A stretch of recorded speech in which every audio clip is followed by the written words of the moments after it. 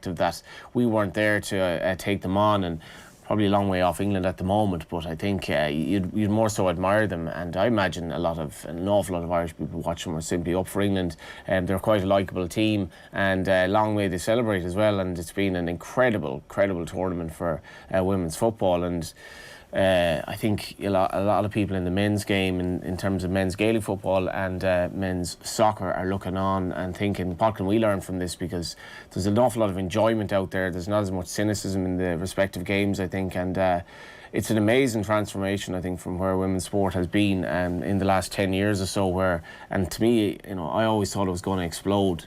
Didn't expect it to explode quite as quickly as this. Yeah, it's a huge change as well. If you look back, 2009, England played Germany in the Euros final that year, and it was in Finland. So it is a little bit different to a home tournament where England were likely to get behind it anyway because it was a home tournament. But less than 2 million people watched the final that time round.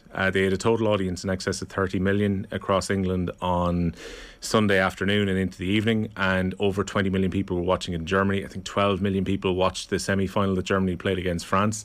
You look at, and I appreciate that people will make the point that the tickets were papered in many ways for the Clásico earlier this year, but Barcelona had nearly 90,000 people in for their game against Real Madrid in the Champions League. They had roughly that for their Wolfsburg game in the quarterfinals of the Champions League as well. We're talking about a genuinely huge evolution here. They're phenomenal figures, and it's one thing saying you should go on and support this and back them, but then you actually watch how good these games have become, and amazingly good standard of football, because professional football has been around for so long. Football started in the mid-19th century or whatever. The women's game has had to kind of adapt much quicker, and it has had to put up with a lot of obstacles along the way. These are phenomenal figures, though, and I think that's reflected in Ireland as well, where the figures, I don't know what the figures were for the Meath Kerry game, but these games tend to attract really, really good audiences, and it's reflected across the genders as well. People just want to watch these matches, and I think it's profoundly beneficial as well for young kids coming forward. We'll talk about Shane Walsh's role in inspiring young kids in Kilkerran, Clonberne and so on and so forth, but what this is doing for young girls to say, you could be the absolute hero of the world tomorrow and everyone will be watching it, just because you're playing in a women's Euros final, it doesn't matter. I think it's just totally inspirational, and there will be a lot of soul searching in Ireland as well as to what we can do to improve the game here, because I think in men's and women's we've so much to do in terms of getting to where we should be. Yeah, it's often the fear of missing out as well. You look at least Northern Ireland, they didn't have the best of tournaments, but at least they got to be there, and it was a remarkable achievement for them with a primarily amateur team qualifying for the finals, and unfortunately for us that game against the Ukraine didn't work out for us. Now, OTB AM is brought to you live each morning by Gillette Labs for an effortless finish to your day. Here's what's coming up on the show. We're going to be getting Johnny's performance rankings in a few moments' time. Shane Hannon is with us then to look back at the Hungarian Grand Prix and also all the news from Formula 1 heading into the midpoint break in the season. We're then going to be having a look after that with the sports news. We'll be talking to Mark Lawrenson as well, who's going to be talking about the Community Shield, and also Preston, who've got a huge Irish representation at the moment. It's swelled by one more with Troy Parrish joining on loan. They were held to a goalless draw at the weekend on the first weekend of the championship away to their near neighbours Wigan. But we'll take a look at whether Alan Brown, captain for this year at Preston as well, where the Irish players can have a big impact this season in the championship, and we'll talk about Liverpool's 3-1 win against Man City. And then a little bit later on the programme, as Johnny mentioned, Meath going back to back with the Brendan Martin Cup. It's pretty much across the back pages on the newspapers here today, but many of their players now breaking away. Potentially the backroom team could be broken up as well. Anthony Moyles is going to be live in studio with us, and after 9 o'clock then Alana Conan is going to be talking about the European Championship final. She was at the Euro 2022 decider where England beat Germany after extra time thanks to Chloe Kelly's very late goal where they won 2-1. Alright, John, let's have a look at the performance rankings then. That wasn't an All-Ireland winning performance. Probably should have won the game based on their second half performance. Is it a step too far to say it was the performance so far of the World Cup? Maybe not. OTB AM's performance rankings with Gillette. I'm scratching my head. Our performances was just lacked that intensity. Alright, let's start with the red, Johnny. Where are we going? Yes, this is going to be controversial. I genuinely don't know what my view is on this, Will. on the Shane Walsh situation. Yet you've put him in the red from the top. Yeah, he's in the red because I think Shane Walsh is... I don't know Shane Walsh, but in general the feeling around Galway would be that Shane is definitely... He's an individual thinker. He's doesn't exactly do things like everyone else. That's certainly the case in the football pitch. I think you'll possibly never see as good a performance in a Galway jersey, and in terms of a losing team as his in the All-Ireland final. Still think he should have gotten man of the match. I think he thinks that as well. Do you see his statement yesterday where I think line 3 of the statement was arguably a man of the match performance in the final? Now I'm not sure whether that was the PR company that he was sending the statement out from decided to add the little editorial line in there, or whether that was Shane Walsh himself saying, you know what, I probably should have got man of the match ahead of David Clifford. Yeah, we'll have to try. Colm has a great capacity to get people on the show. We'll have to try and get Shane Walsh on at some stage, but you know, he's probably right on that, in fairness. But I don't know how this sits with me. He's getting to that stage for his career, obviously, where he wants to play as much top level football. He's 29, and he does you know, have that commute to Clonburn for training, which would be give or take sort of an hour 45, 2 hours. Probably 2 hours, really. Over and back, yeah. So there is that, and I'm not sure I really like the way the club has reacted to this, because I think, in fairness, I mean, they're trying to stop it, but at the same time, if Shane wants to do this, I mean, the club shouldn't really be stopping him. He's given service to Clonburn. Lord knows how good they are because of him, and obviously they're not a senior team, so he's an incredibly good footballer at that level, and he's decided at this stage of his life that he's in Dublin. At the same time, it doesn't rest that easy with me just to be joining a club that big, and I think the vast majority of players just wouldn't do it. I don't know what you think. Yeah, look, I think the super club side is where most people have taken issue with this. So, look, I don't think the chairperson of Kilkerran-Clonburn held himself... I think he was counterproductive in his comments at the weekend. To come out as strongly as he did in that piece with Sean McGoldrick to say, you know, we're going to fight this all the way and this is the wrong decision and we want him to stay and we're incredibly disappointed and heartbroken about the fact that he's going to leave. Of course you don't want to lose your star player, but it happens all the time. The players travel to other ends of the country and they join a club. Now, the problem with joining the Super Club is that he's gone to the current Dublin champions in Kilmacud Crokes, who were the Leinster champions of last year and who were a whisker away from winning an All-Ireland final against Kilcoo. Now, this is a huge boost to them to bring in an inter-county star, one of legitimately the best players in the country, who's going to come in to bolster their attack. Like, good luck to anyone in the coming weeks, if this transfer is rubber-stamped as we expect it to be, trying to stop both Paul Mannion and Shane Walsh in the same attack. Like, how killer are Kilmacud Crokes going to be, particularly on the counter-attack this season with those two players. Yeah. But this is an internal problem to an extent with Dublin. It's not a uniquely Dublin problem. Like, you look at Tomas O'Shea going to Nemo Rangers. You know, there's a list of players who've gone across the country and have joined, you know, big teams when they go into a different city or into a different county. But because in Dublin, you're not bound by the same parish rules that you are elsewhere in the country, it means that when you come into the county of Dublin, you can effectively play for any club within it once you're living within the county. Yeah. So therefore, you're naturally going to make the decision to go and play for Kilmacud Crokes. And Shane Walsh said in a statement, John, he wants to play for them for the foreseeable future. Now, look, I've no doubt he's studying in Hibernia College at the moment, and he was mentioning the fact that John Dively, one of the selectors with the management team this year, was giving him a lift over and back to Dublin, and he was doing that for inter-county, but he wants to play for the foreseeable future for Kilmacud Crokes. I think, look, it's no coincidence he goes and joins the team who've got the best chance of winning the Dublin Championship this year. Yeah, and my biggest issue with this is what does this mean if you're a Kilmacud Crokes club person? I mean, is this how you want to win, you know, games and win All Irelands, by having players that are basically marquee players from out of the county? And what does that mean for... I know Stephen Cluxton definitely had issues with this in the past. Like, it should be your mate, it should be your local... you know, the local lads who you've soldiered with from underage, effectively aspiring to play for the club. This idea of, as you say, like a super club, is it still the club that you supported all along, where you wanted, like, the local lads, your best mate's son, your best mate's daughter to be playing, stuff like that? I don't know how this would, you know, sit with me if I were a Crokes club person or a Crokes player who's likely to be relegated to the bench or taken out of the panel potentially because Shane Walsh is arriving. That's more of an issue for me, whereas Kilkerran-Clonburn, I mean, there's not much they can do about it. Tiny club in North East Galway.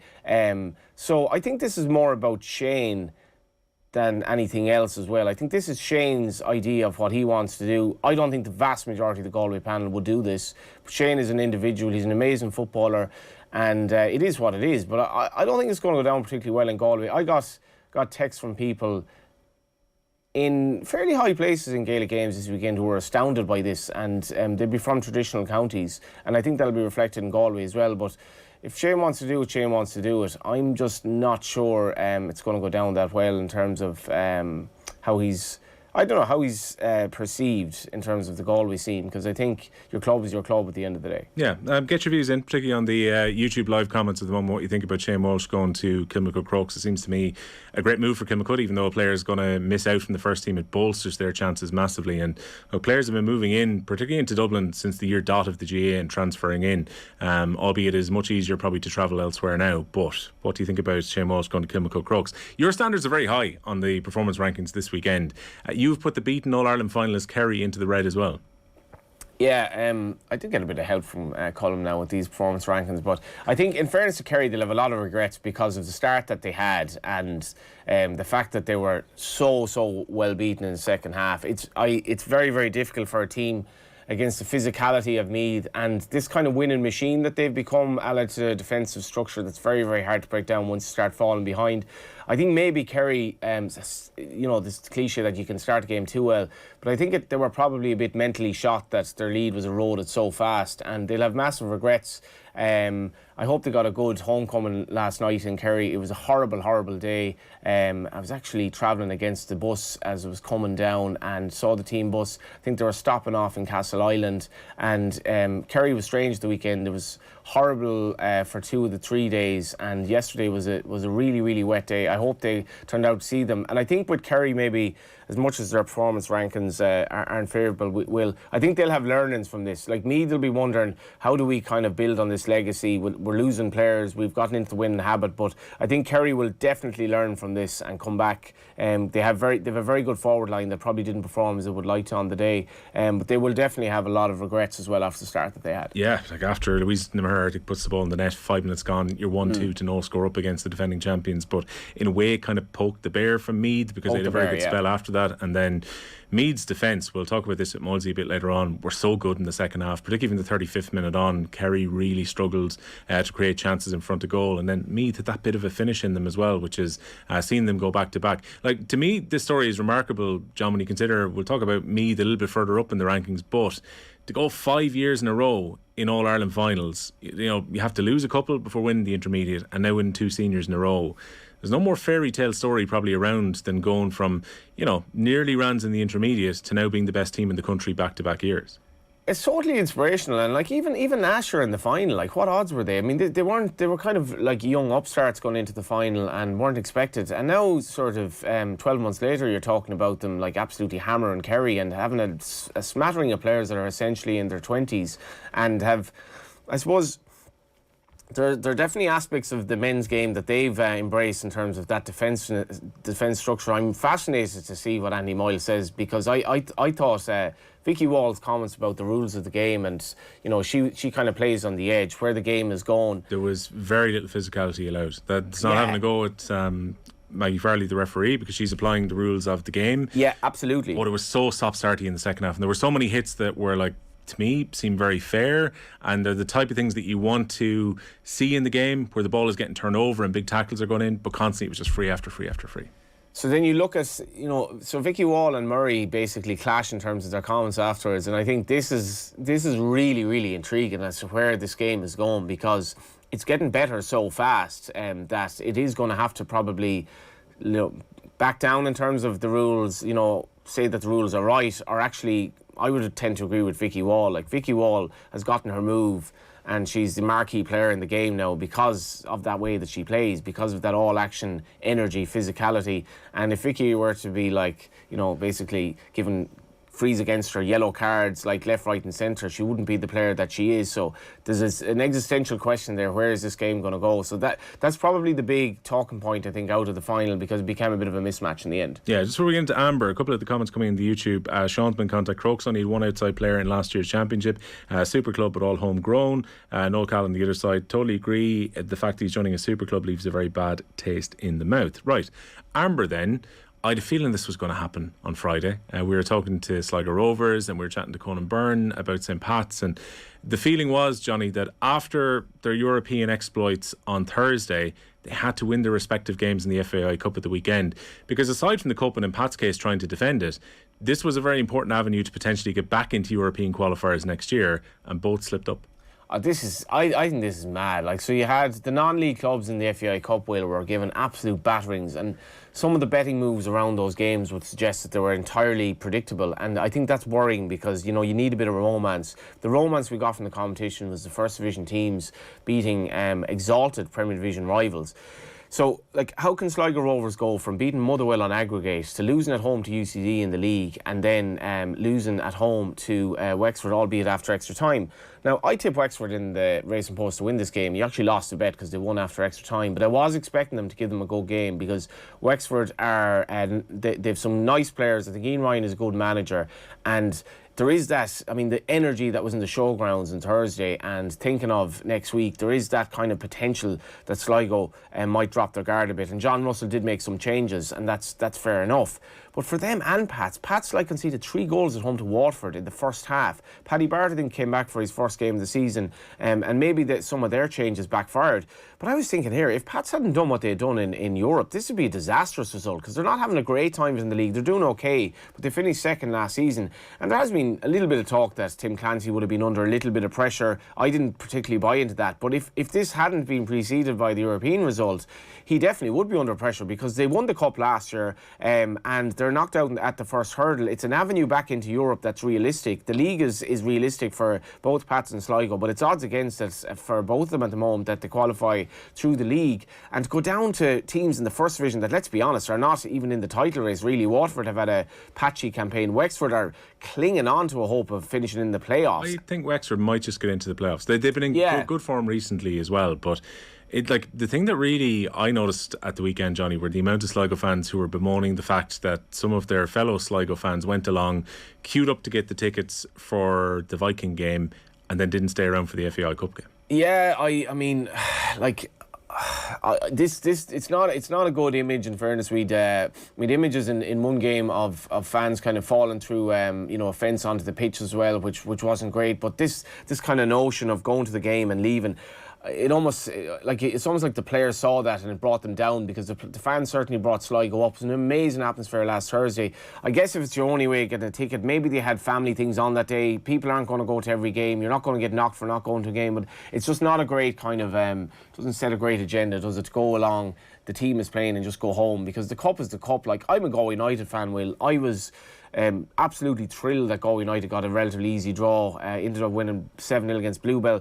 Two of the teams that we would genuinely fear are now out of the competition. Since 1991, Galway United haven't been to a cup final, rarely been to a semi-final, and to be in the Aviva Stadium would be amazing. So, like, I think it's hurtful to the FAI Cup for fans just to go along on the basis of tickets for a European game. And I'm praying now the draw is today that Galway United get a good draw. On the flip side of that, the draw will be made as well for the next round of the Conference League. So Pats and Sligo, who are preparing for big games against Norwegian and Bulgarian opposition this week, will have an idea what lies in store if they get through that. But one thing that won't lie in store for them is the last 16 game in the FAI Cup. Yeah. All right, let's take a look then at where we're going in the green. We kind of already gave one of these away, that Meath were going to be in the green. We're going to talk about Meath in a lot more detail.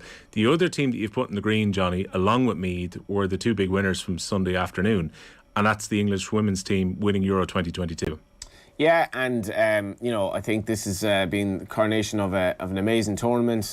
Listen to the comments from the head coach this morning. The booze culture may be a little bit of a revelation after the game. I think we can relate to that. They were all drinking beers in the dressing room, but you really seem to unite a country together, Will. And this has been a victory not only for them, but for the tournament itself and for the women's game, I think, and where it can possibly go.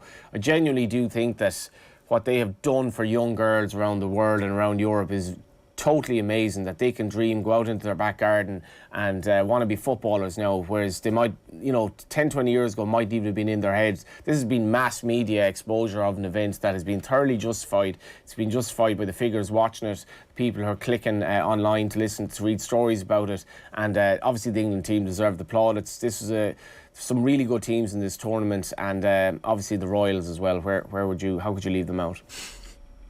Right. Well, look, we'll talk about England in a lot more detail a little bit later on in the programme. They were your Gillette Labs They actually performance meant rankings. royals as in Meath there. That wasn't actually I thought you were talking about Prince William and what happened there? the other prince. Probably not for air on OTB AM, I would imagine, in either case, what's been happening with the two princes who are the next in line for the throne. Here we go, revelations all around this morning. Yeah. OTB AM is brought to you live each morning by Gillette Labs for an effortless finish to your day. Up next, OTB's Formula 1 guy, Shane Hannon, will be along to talk about the weekend's Hungarian Grand Prix. First up, here is Kerry's All-Ireland winning manager Jack O'Connor, who was discussing the majesty of David Clifford on Saturday's Off the Ball.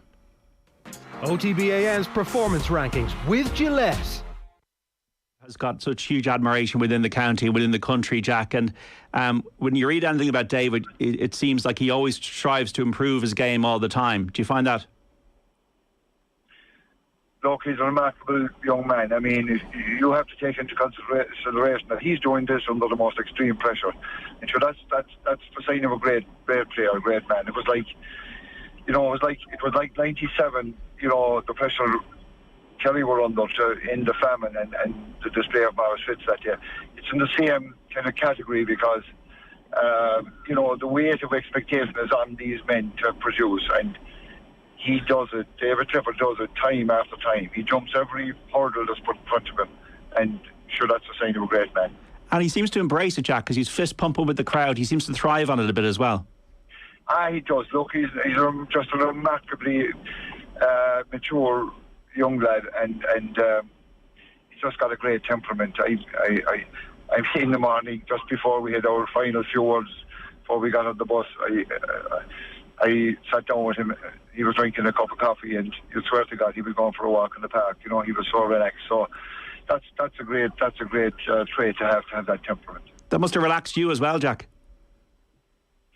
I don't know, no, John. How relaxed we wanted to have to relax, when you know what's on the line. But yeah, look, we did our best. You have to get the combination right between being relaxed and being up for it, Jack O'Connor there in conversation with John Duggan on Saturday's Off the Ball. Now, we are at the midway point of the Formula 1 season. It's got that possibility of being a runaway title success this year for Max Verstappen. Probably not going to get the drama of last season with it going down to the final day. That is because Max Verstappen is now 80 points clear of Charles Leclerc following his victory in the Hungarian Grand Prix. He went past Leclerc twice during the race, coming from 10th place after engine trouble early in the weekend. Max Verstappen winning the Hungarian Grand Prix, and he can put the feet up now for the summer break and come back knowing that just some second place finishes in the last 9 races of the season will see him crowned as back-to-back champion. Delighted to say that Shane Hannon is with us. Shane, how are you getting on? How are things, lads? We're going to talk about Vettel as well, announcing his retirement, one of the real stars of the sport of over the last 20 years, and he's going to be replaced by Fernando Alonso next season. But just to ask you about Verstappen first, given the weekend that was in it, remember Lewis Hamilton last year when he had all his issues and went way back in the grid and went on to win, and we were saying that's the type of fighting performance you get from a world champion. For Max Verstappen to have the miserable start to the weekend that he did, the engine trouble on Saturday, and for him to come pretty much in the middle of the grid and win and put himself in such a strong position, where does this rank among the Max Verstappen wins? Yeah, it's a fair point. And the fact that he started 10th on the grid as well, it highlights, I guess, how dominant Red Bull are. The fact that he can come from 10th, win, and not just win, but win comfortably, let's be honest. I mean, an 8th win in 13 races for Verstappen at this stage, and a 28th victory of his career for Red Bull. But no, you raise a fair point. A lot of Formula 1 commentators, reporters have been kind of querying where does this rank in terms of his greatest ever wins of those 28. And Christian Horner was asked it after the race on Sunday, and he said it's right up there. And the fact that he comes from 10th in the grid, as you said, probably adds to that. I mean, there's an element with Verstappen now, I think, after last year and clinching that title in Abu Dhabi, that the weight is off his shoulders. He's almost this driver now in this second year, the year after winning the title for the first time, kind of relax in some ways. He knows he's a Formula 1 world champion. He'll retire as that, but he wanted to see this battle with Ferrari kind of develop a little bit more on Sunday. Probably a track in Budapest as well that maybe in advance of the race he thought might favour the Ferrari cars, but it just didn't happen. And once again, Ferrari's decision making, you'd have to call into question. But that's not to take away from Verstappen's performance, because, yeah, absolutely will.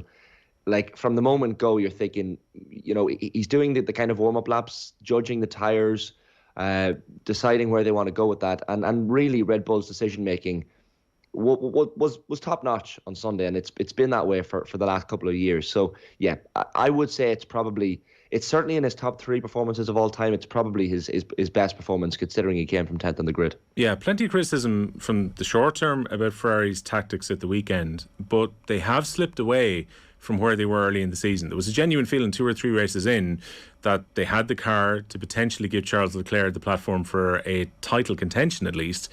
But now, even though he's still in second place in the championship standings, it feels the Ferrari have really slipped off.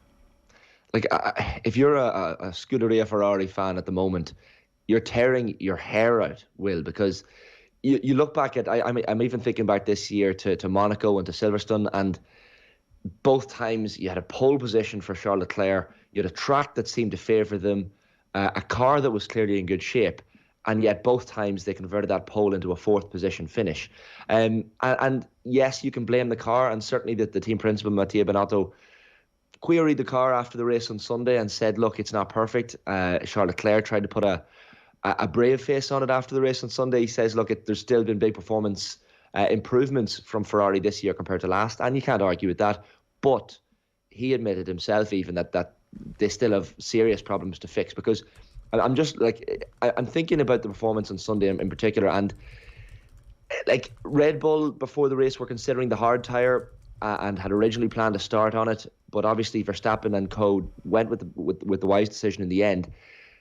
Struggled for grip, Verstappen and Perez in the early stages of the race on these soft tyres on the reconnaissance laps, changed their minds. Ferrari, and this is the thing about Formula One, I guess. Sometimes when your direct opponents go with one option, you nearly have to go with the other option in some instances, because you have to differentiate yourself. You have to try and take the risk and maybe see, does the other tyre pay off? Like, the car just wasn't performing well for Ferrari on Sunday. Like, then they chose to cover Verstappen, fit the hard tyres. Leclerc hadn't wanted to as well, and that's the great thing about Formula One, is you get to hear this action over the car radio and the disagreements between driver and team. But that was the turning point. Stopping for the hard was the turning point. They probably should have reacted to what Verstappen and Red Bull were doing and didn't. So yeah, the decision making from Ferrari, Will, has certainly contributed to the fact that they're 80 points behind Verstappen in the title race, and it's all but over. Are we getting to the point as well now, Shane, where there's some positive signs for Mercedes though? George Russell drove pretty well. I was watching qualifying here in the office on Saturday. Obviously Lewis Hamilton has said, look, they're a little bit off the pace this year, but he's starting to see some encouraging signs as they go into the second half of this season.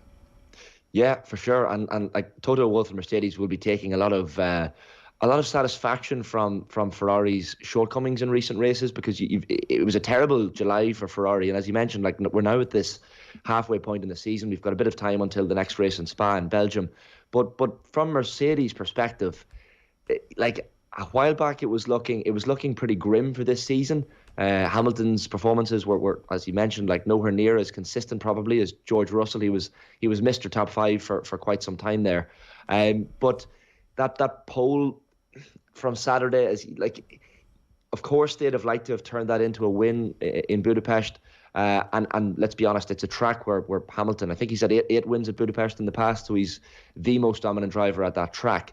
But really, the cars are certainly improving as to where they were, even a month or two ago. So you saw George Russell on Saturday, as you mentioned in qualifying, holding off those Ferraris, and as I said, it was a track that the Ferrari cars would have been quite fancying in advance of it. But Hamilton abandoned his final qualifying lap when the DRS overtaking failed to aid it. Like, could they have pushed on? He probably regretted that decision, and listening to Hamilton after the Saturday qualifying as well, he probably realised if he had kept going and done that final qualifying lap, he maybe could have qualified on the grid a little bit higher. He would have lost that 0.3 second advantage that DRS was going to give him. But the fresher tyres, like, could he have pushed Verstappen for the win had he maybe started 4th or 5th on the grid rather than 7th? Like, Toto Wolff was asked that afterwards, and he said, like, maybe. Hindsight is obviously 2020, but yeah, certainly positives for Mercedes. Maybe could have pushed on a bit if Hamilton had done that final qualifying lap on Saturday, but certainly things are looking a lot better for Mercedes than they were a while back. Just on Verstappen, at 24, like, where could he be? Where could he go to in terms of the ranks of the really great drivers on this trajectory?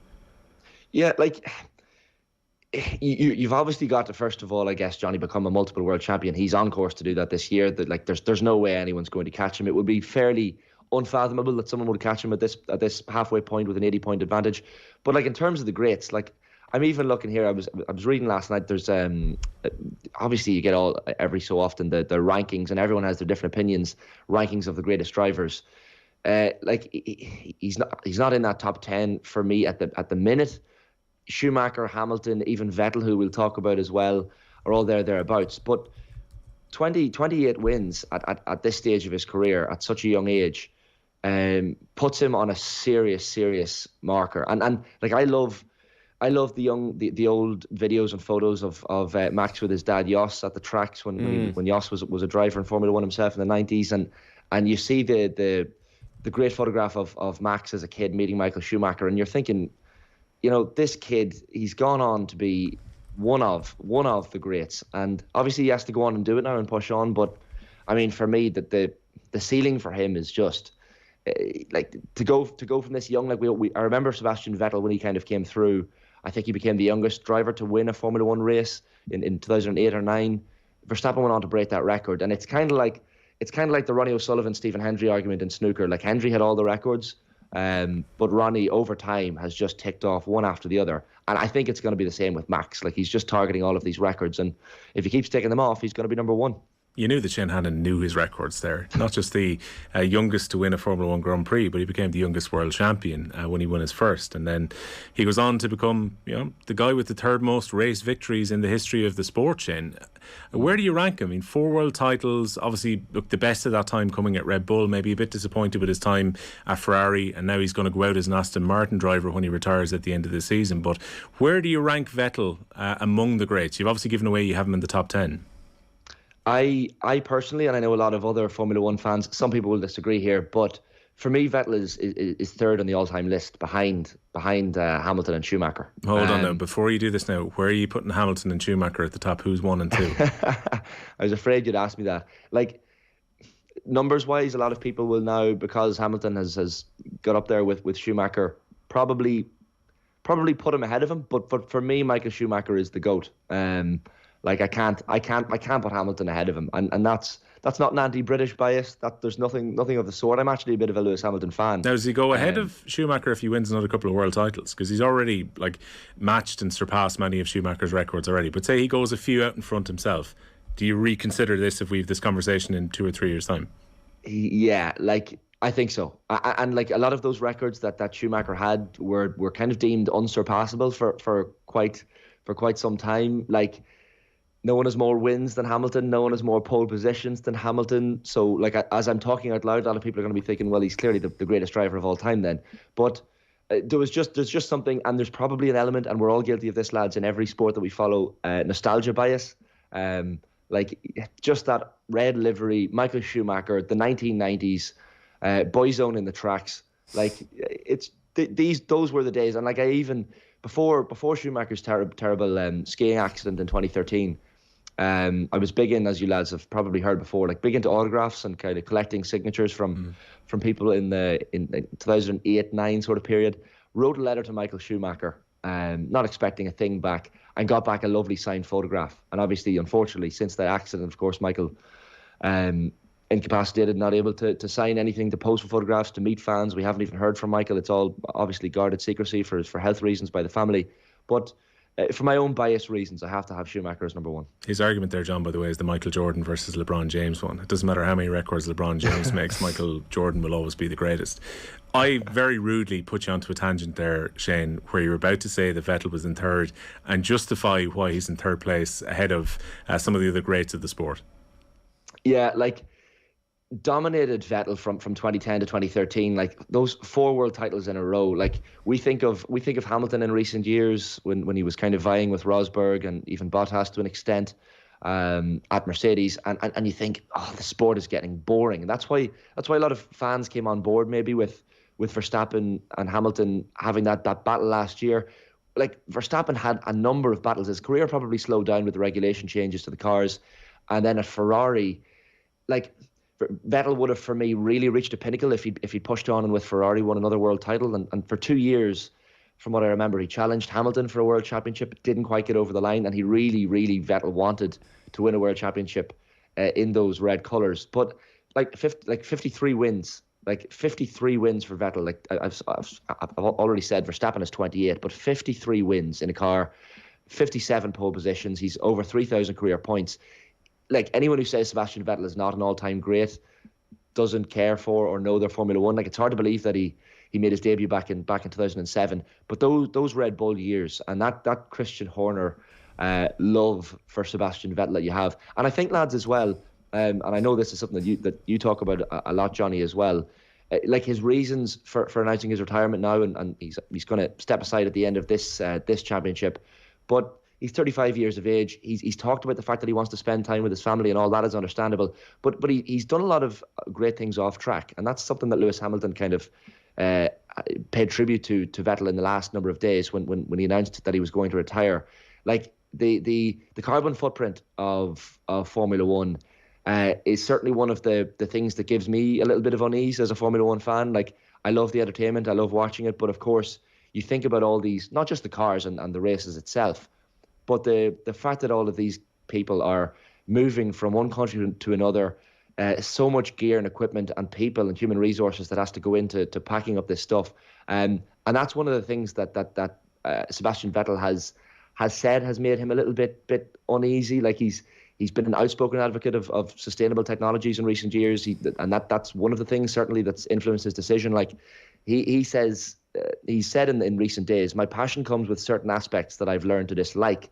They might be solved in the future, but the will to apply that change has to grow much, much stronger and has to be leading to action today. You might say he's a hypocrite because he's made a career and a living out of Formula One, but I think he raises a very, very important point. It's something that maybe we're not talking about enough in the sport. That's inspirational. You can change their views over time as well. Yeah, I actually wasn't aware of that because it's. I mean, there were protests at the Tour de France this year, and one part of me was saying, well, I mean, it's a cycling event, but the cycling, the Tour de France's carbon footprint isn't great. But I mean, you look at football, all the teams going around Europe playing games. That's inspirational from Vettel because obviously, they're in cars or whatever. But there's a lot more to it than that. Yeah, and there are, we all know that there are things that make us uneasy about different levels of sports washing. The Saudis, Formula One itself last year had rocket strikes near the track and points at which drivers couldn't see on the track because they thought there was smoke coming from a car, but it was from a missile a number of miles away from the track. But the climate change one and the point that Vettel raises is one that a lot of Formula One fans kind of put the fingers in the ears, ignore it, don't talk about it. And people like Lewis Hamilton have, and that's why I'm a bit of a Lewis Hamilton fan as well. And he is like Marmite and people give out about him, of course, and his attitude, but he speaks up about issues off track, whether it's, gay rights for women. He backs Vettel in this climate change fight as well. And I think that comes at a certain age and vintage for a Formula One driver. And look, Vettel's in his mid-30s now. He's wise enough to know the impact of his words, and he's made a lot of people in the sport sit up and take notice. But I think, and like you mentioned the Tour de France as well, Johnny, of course Formula One isn't the only sport with a horrific carbon footprint, but it certainly has to, I can't think of a sport in terms of the movement of personnel around the world that is probably worse for the environment overall. So certainly it's a positive thing that Vettel has spoken up. So he's not just one of the greats on the track, but I think in terms of personality, Sebastian Vettel is extremely likeable and an important voice in the sport as well. Yeah, he's unlikely to be using Taylor Swift's private jet, and also slowly but surely Shane is coming around to the idea of putting Lewis Hamilton as the GOAT ahead of Michael Schumacher. I think we had a few more minutes, that's where you go. Shane, great stuff, thanks a million. Thanks a million, lads.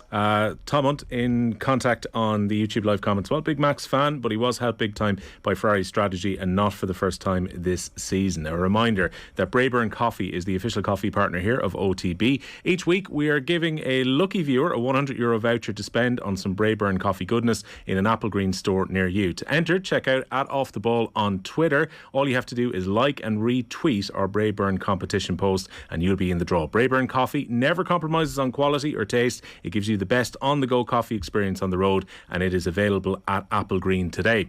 Now, coming up after the break, Liverpool legend Mark Lawrenson will be with us to take a look back at Jurgen Klopp's side beating Manchester City in the Community Shield. But first, Kieran Cunningham and Gavin Cooney joined Stephen Doyle on the Sunday Paper Review, where the lads talked about Liverpool's victory in the Community Shield.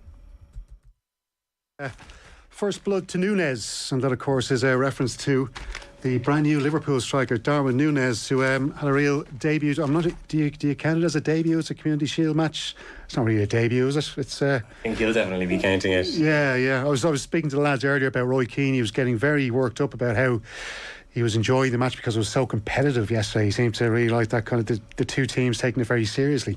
I think Klopp summed it up before the game. He said it's an important game if you win it. Doesn't really matter if you lose. Yeah. Yeah, I think they seem to deliberately celebrate it a lot. Like it seemed to be a choice. Is it because, I'm saying this, lads, I think it's because it's City. Yeah, City in a game that there is a medal and a trophy, even if it's a meaningless one. But I actually watched it and I was trying to remember any other community or charity shield I've ever watched. I can't remember anyone because I saw somebody put up a clip of a Risa goal against Chelsea. Yeah. I think it might have been when Liverpool last won it. And he ran the length of the pitch and scored an amazing goal. And I think, I just have no memory of seeing that. Like, it's one of those games that passes you by, and it's instantly forgettable. But I think because of the Núñez thing, of Manny leaving, of the hangover from the last week of the season, losing the two trophies in such tough circumstances, I think Liverpool probably put a bit of store in it, and just started. I think the biggest positive for them was how sharp Salah looked. Like Núñez was good and Carvalho looks a good signer, but Salah looked so razor sharp. Yeah. And there was one stage, the three of them, Diaz had the ball on the left wing, Núñez was going down the middle, and Salah on the right. And they were all bursting forward at pace, and it was just electric. You thought, wow. OTB AM. This is OTB Sports Radio. OTB Sports, in association with Cabri FC, are returning with a monster football roadshow. Coming your way, August 17th.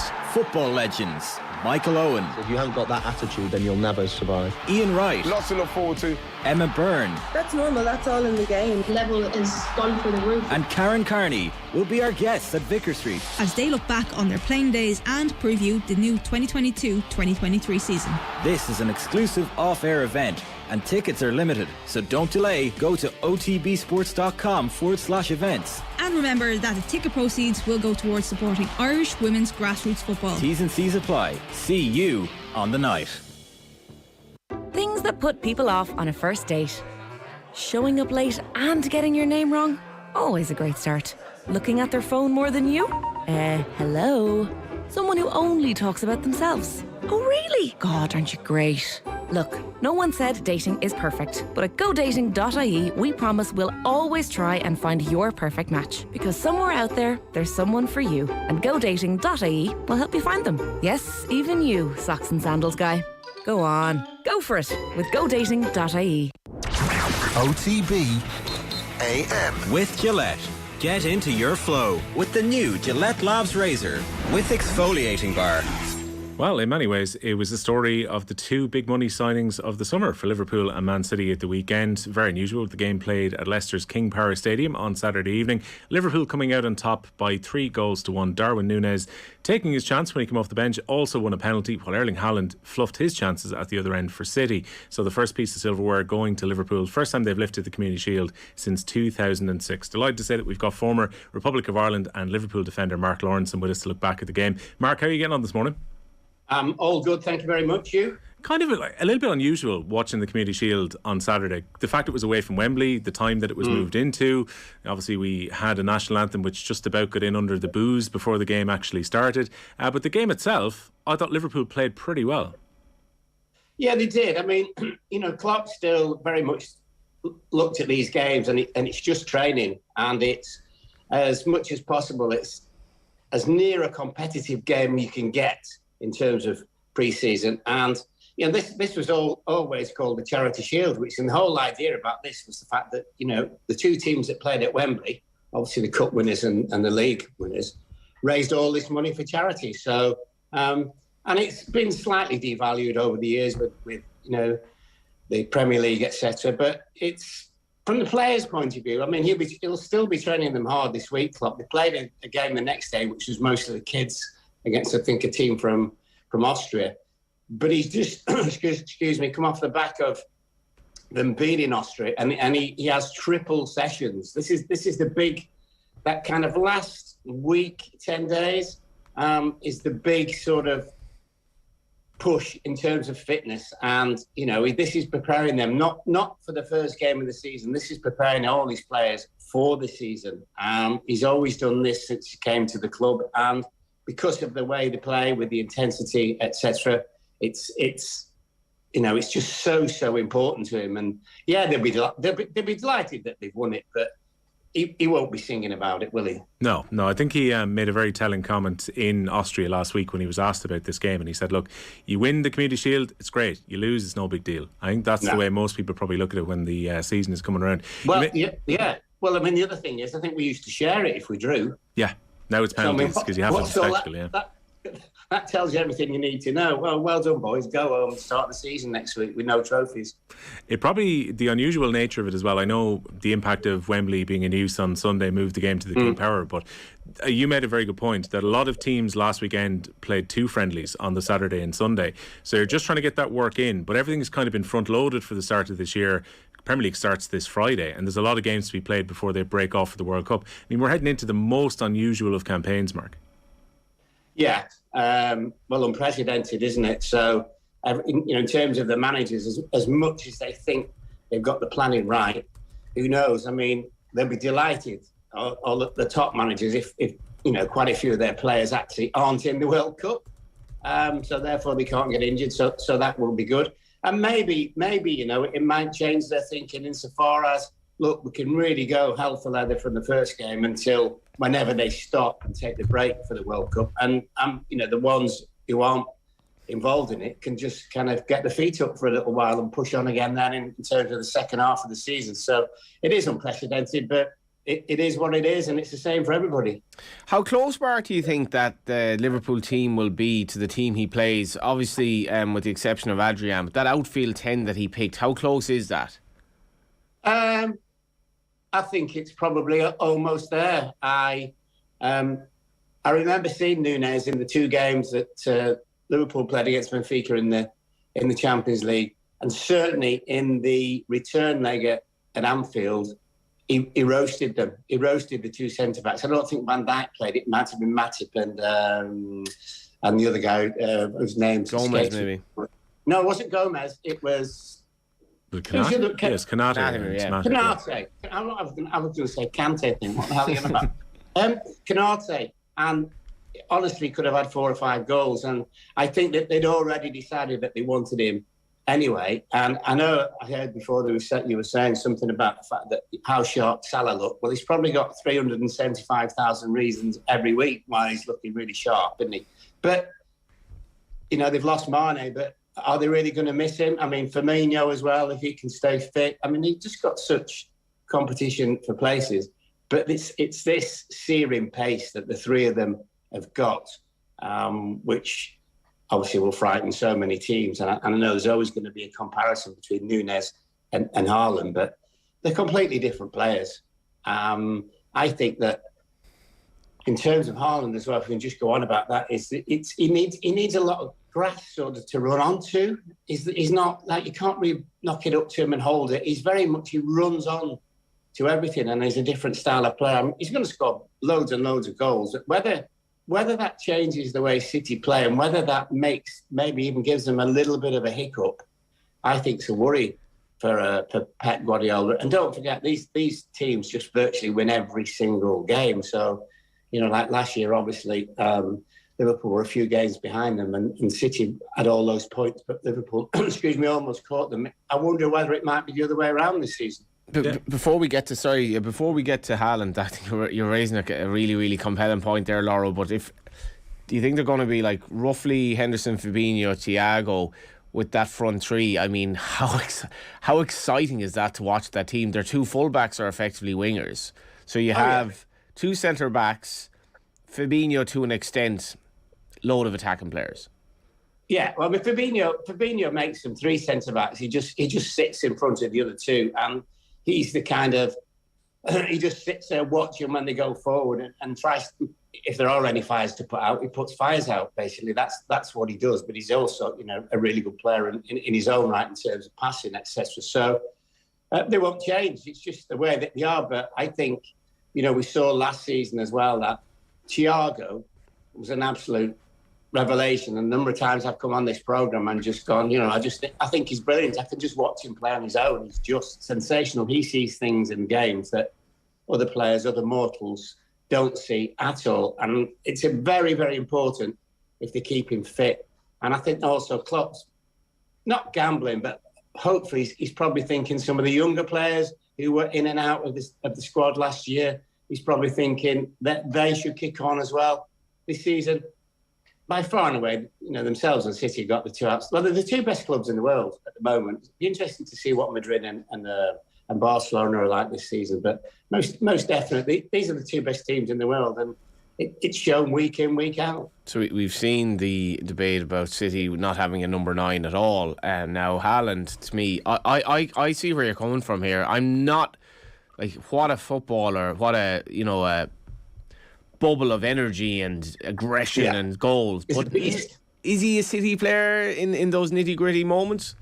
Well, we'll soon find out. That's the thing. And I mean, if the manager's very, very clever, Guardiola, and they'll have studied him like everybody. But you just wonder with City with him whether the kind of the players from midfield going forward might have a little bit too many touches for him, if that makes any sense. Rather than getting a head up and trying to pass him in straight away. And sometimes they play a little bit tippy-tappy football, and be interesting to see, won't it? But you feel for him, don't you? I mean, he missed a couple of chances on Saturday, and it's like, oh, they've spent all that money on this fella, and he didn't miss this, and he did, and it's like, oh my God, the pressure's nuts, isn't it? It's absolutely crazy. It's mad. Yeah, Pep has played with two number 9s that are kind of similar to Erling Haaland in Zlatan when he brought him to Barcelona, and that didn't 100% work stylistically, and they were only getting used to each other anyway. Yeah, and then he left, and we all read about what Zlatan had to say about Pep in his book. And then he had Lewandowski at Bayern Munich, which was slightly different because they had more pure wingers that were creating chances for him and played to his strengths. There were times when Haaland was making those runs at the weekend, Mark, and things got slowed up a little bit midfield, and Grealish took a lot of touches over on the left-hand side. To me, it seems almost unusual that they let Raheem Sterling leave when they were bringing in Haaland, because he's the type of player who could have created the space and actually had the trickery to create chances for him. Yeah, it's an interesting one with Sterling, isn't it? Because every time you see him play, he causes major problems. But the thing is, these managers see these players day in, day out, and there is something in the way that Sterling played that obviously Guardiola thought, well, you know what, we get big money for him, we can let him go. So, and I don't think it's an attitude thing with him, because every time he plays, he gave up his best at City. But it's one of those with Haaland is can somebody in midfield get the head up? Well, De Bruyne obviously is the person, and maybe that's the thing. Maybe the whole thing about this is not just Haaland. It's like De Bruyne being in, the what they call it in American football. Obviously, just the quarterback. That I think that's what he's probably looking at. Saying to him, who the thing about De Bruyne, I mean, he worked extremely hard, but he's allowed to play all over the pitch. And I think the idea generally, I would have thought, would be he gets on the ball, he has one touch, takes it out with his feet, and then he's trying to play it through for Haaland. Look, if he gets it right, Haaland will score 35, 40 goals, but it's a big if. The other players that have been sold, you mentioned Sterling going to Chelsea. Does it speak about City, or maybe the way they don't look at some teams as rivals, where Gabriel Jesus and Zinchenko are allowed to go to Arsenal, Sterling is allowed to go to Chelsea? Is that a case of just City don't see them as rivals whatsoever? Yeah. So they've just decided, the Man City have just decided that good players that they're not good enough for Manchester City. And, there's a big question mark about Jesus, most definitely, because all of a sudden, being in and out the team a little bit at City, he will be Arsenal's number 9. And the pressure is on him. So let's see what he does. I mean, obviously players do get better and they do improve. But and I think, it's like the thing for City is find another left back every year, isn't it? They've had that many. And I think that's probably it's not a weak link because they win everything, but it's a position where the manager wishes he has or had a better selection for that particular position for me. Yeah, Joe Cancelo is a good player, but he had real problems with Salah at the weekend, and that's the worry. Yeah, well, it is the worry then. But then, the manager might say, Guardiola might say, but hold on, generally in games, and nearly every single game they play, they have more possession, so maybe not as bad. But it's a position I don't think they've ever really filled. Everyone knows who City's right back is every single week. But generally, the left back, it could be anybody.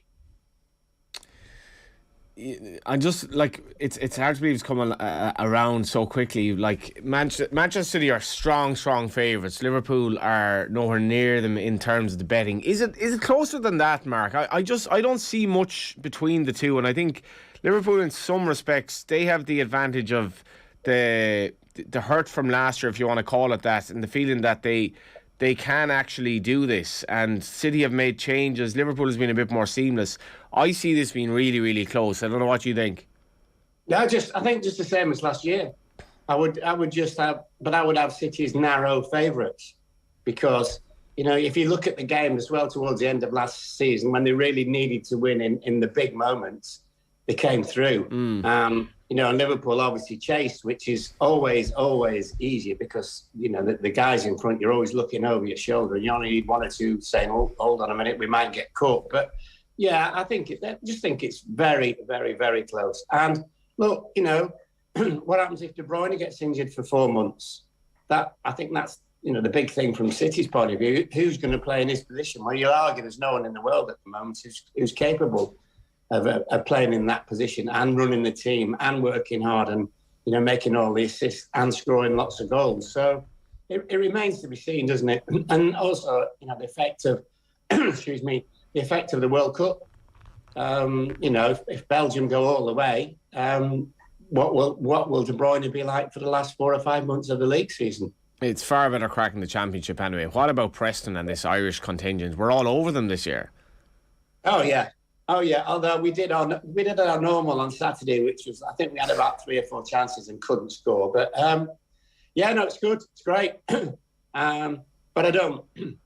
I mean, looking at the Championship this year and last year, actually, I think was in terms of looking at the teams in the Championship, it was probably one of the lowest rated, I would have thought. There was so many teams at some stage could have obviously got promotion. I mean, the likes of Huddersfield, etc., were up there for ages and ages. And I've seen them a couple of times and they were just ordinary. So, but you think then your own team's got a better chance. But I don't think we finished in terms of signings, Preston, but we're never, ever going to go mad with players. And we tend generally to get people on loan, which, of course, effectively for Nottingham Forest last year got them up. Just hopefully that we can do the same. But we've lost our benefactor, who died, unfortunately. Trevor, yeah. Trevor Hemmings. So, and one of his sons, Craig, is the chairman, but Peter Ridsdale runs the whole outfit. And by the way, the much maligned Peter Ridsdale has done a fab job at Preston, an absolutely fabulous job in terms of getting players in, cutting the wage bill and everything, but being very, very competitive. But we don't score enough goals, unfortunately. If we can solve that this year, we won't be far away from the playoffs. I'd much prefer a sporting team like that than just a team that was embraced by this massive sugar daddy and just threw money at it. And Preston, if Parrott has... And this is the thing, Will, can he make that step up? He was comfortable at League One level. To be honest, I wasn't really expecting Spurs to back him as they have. Can he make that? The Championship is so... The questions are with the backing as well, John, about how much this is about Spurs protecting his value, especially because he's playing international football, and how much of it is they genuinely believe the soundings about Harry Kane had a slow start to his career. He was out on loan for quite a while, and then things exploded for him. I do see some comparisons between Kane and Parrott, Laurel, because Parrott's not... They both wear football boots. Parrott actually has a star quality about him. I see that in him. He's not blessed with amazing pace, which he probably did when he was younger. He was probably quicker than the players around him. He's struggled to adapt to the fact that he's not quicker than centre defenders anymore. So will he be able to make that step up and get succeed? If Parrott has a good season, Preston are 100% on the cusp of the playoffs. Yeah, but you can't, comparing him to Harry Kane is like, you just can't. Yeah. He's like levels, not one level, but levels above him. But he'll get loads of chances at Preston, not just obviously chances in terms of scoring goals, but in being in the team. And they've got a young manager there who basically was a striker himself. So he's very much the fact that, he'll be trying to get the best out of him. It's a good deal for him. Do you ever see him going on to play for Tottenham on a regular basis? No, I don't think he has. And if you look at the players that Conte's brought in as well, you can't see where he's ever going to fit in, to be honest with you. It's a fantastic move for him. Fantastic move, 100%. Yeah, this is exactly the move. Yeah, and you know what? He'll be loved there. I mean, obviously I try and watch and go to as many games as possible. And the thing about there is if you play for Preston, as long as you give 100% week in, week out, they can forgive little things like maybe you're not quite quick enough, maybe your touch is brilliant. And, it's like a northern town, and it's a little bit dour, but it's like, you go to work and you work hard and you get paid, and that's what the supporters are like. But if they happen to get it going, it's also, it's a great stadium as well now, due to obviously to Trevor, etc. And it's quite intimidating for the opposition when it's full, but unfortunately it's not full too many times. Although this season we've got 8 local derbies, so that'll also be interesting as well, with Burnley and Blackpool and Blackburn and Wigan. So that might help us a little bit, hopefully. Yeah. Mairead Weaver is watching from LA, of all places. 8 hours behind, half 12 at night in LA. Not a bad place to be, watching OTBAM this morning. Ask Laura, what do you think about Lingard going to Forest? It's that 1-year deal that Jesse Lingard has taken to go to Nottingham Forest. They're paying him a lot of money to potentially try and turn things around for them this season.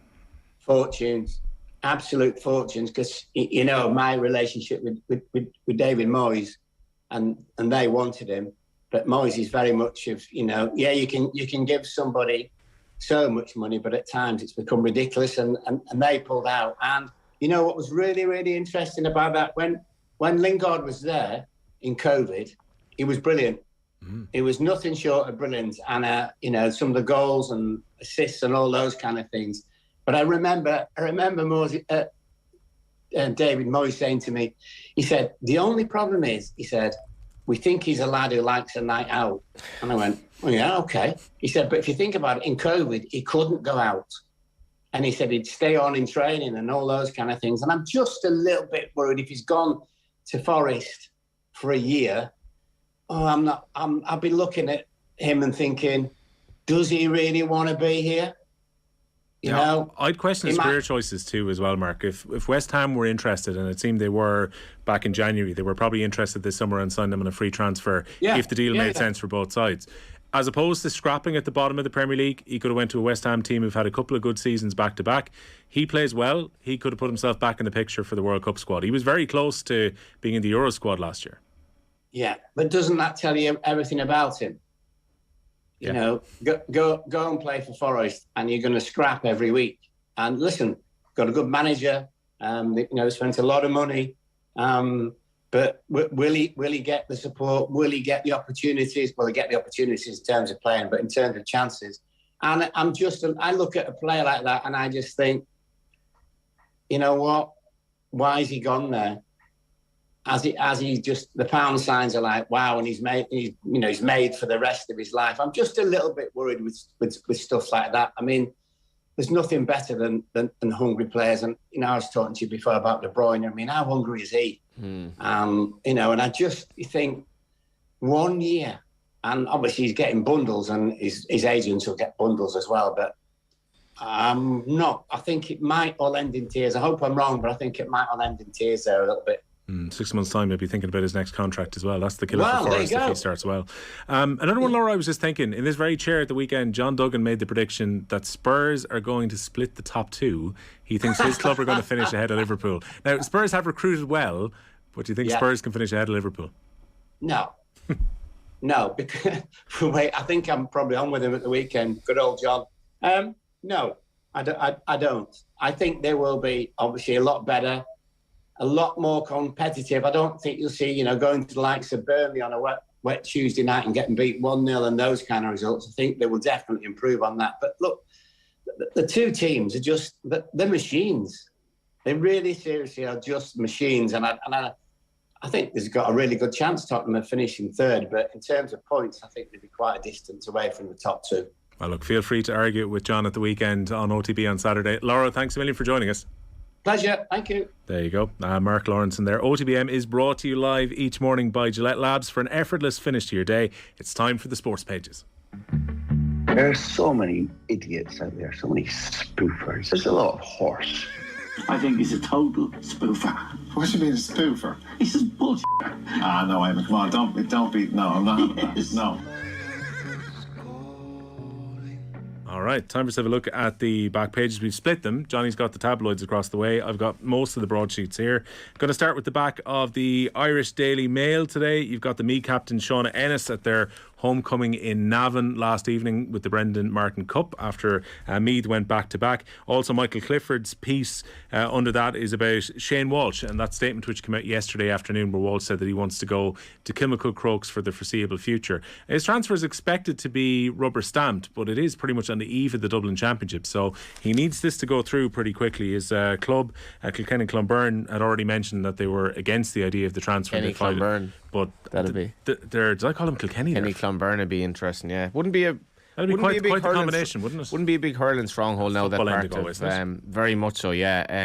I was actually amazed just reading the Kilkenny Clonberne said it's 700 members, which is, and they were comparing that obviously to like Crokes and we're tiny. 700 is not bad for it's a small part of North East Galway. You'll have Glenamaddy kind of near, St Brendan's would be near.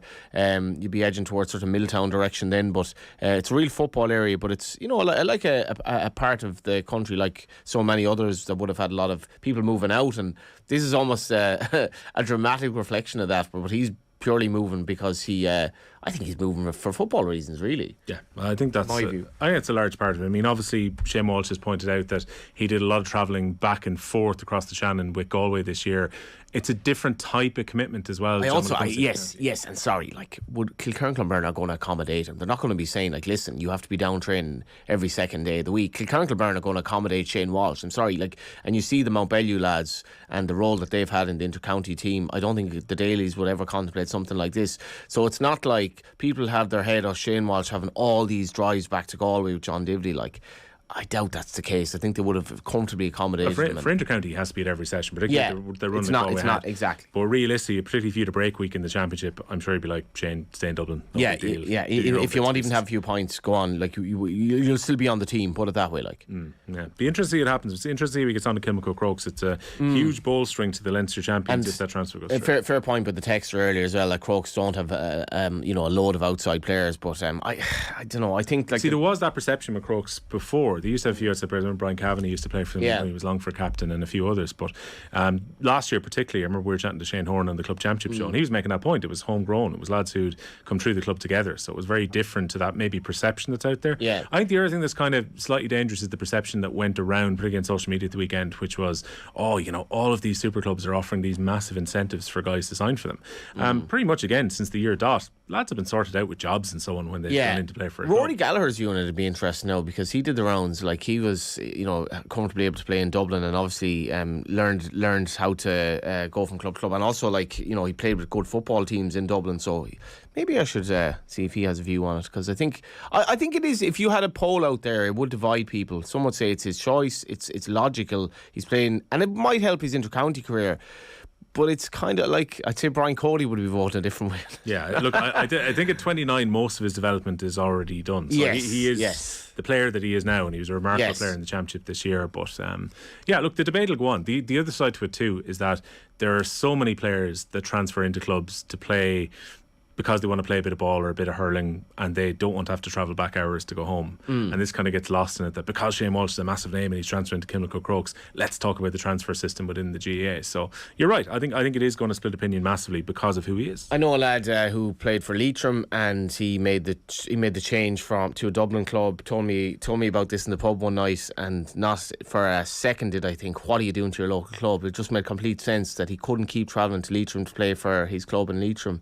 So there is that aspect to it as well. It is Shane Walsh, so it's slightly different.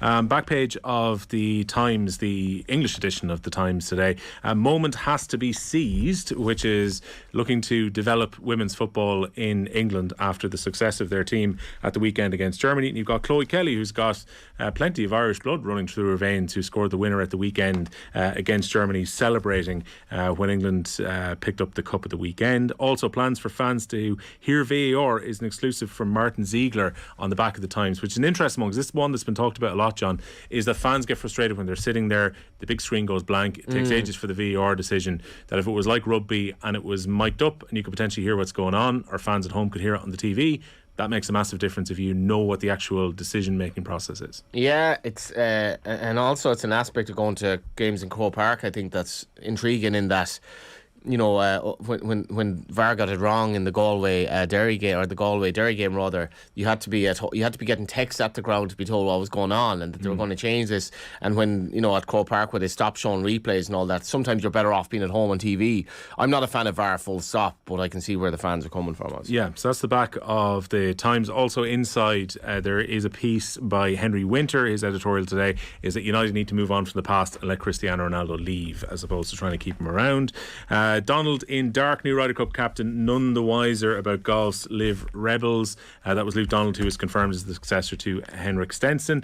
Now to win the World Cup, Kelly takes aim at global domination. That is Chloe Kelly again. Same picture of her dancing after England's success. They want to go on and push for the World Cup, having been crowned the European champions. Now you've got the vast majority of the papers here, John, which you managed to grab before you came in, so you're up next. Yeah, briefly there, all the tabloids are going Ronaldo. I mean, this is like just the never-ending story of Ronaldo and Man United. The carousel of, you know, chat about this, I have to say, I just find it so uninteresting, but obviously the papers don't. Ronaldo, in my view, I agree with Henry Winter, he should be moved on, but this is the Sun, top of the strops, obviously, and then you see the homecoming queens, a royal welcome. And good point as well about the whole Meath homecoming. They couldn't do this last year, so when you think of the lack of opportunities Meath have had to celebrate anything at inter-county level, I'd say they had a right good party, and they will in the Royal County for the good Royals double entendre early. We won't go into that again.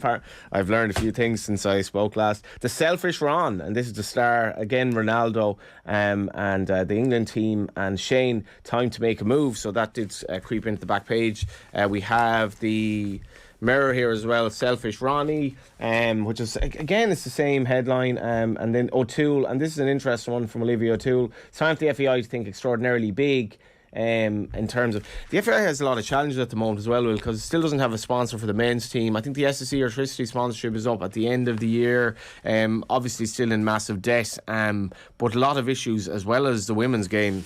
And here we have the Irish Daily Mail, U-turn on knee, Premier clubs believe gesture has lost impact. Interesting that it went with that, and then the night Giovanni Van Bronckhorst and Rangers was stunned by Shelburne. I actually don't, I'm not, so I have to just check who wrote that, but I think that was a great time.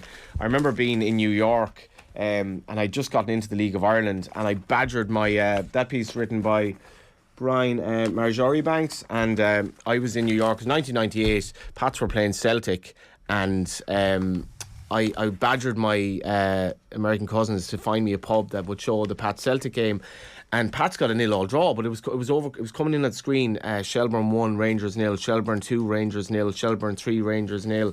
And Shelburne and Rangers in 1998 was an amazing night. They lost 5-3, and the game had to be moved to Prenton Park. This is the last one. Double winner wall, all set for real adventure down under in the Times. And we have the piece about Rhys McClellan as well. And I think the Vicky Wall comments will be very interesting for Milesy to talk about as well. Yeah, definitely. Vicky Wall is heading to Australia on Friday of this week. Right, they were the back pages. Idiots out there, so many spoofers. There's a lot of horse I think he's a total spoofer. What do you mean a spoofer? He's just bullshit. Ah, no, Eamon, come on, don't be. No, I'm not having that. No.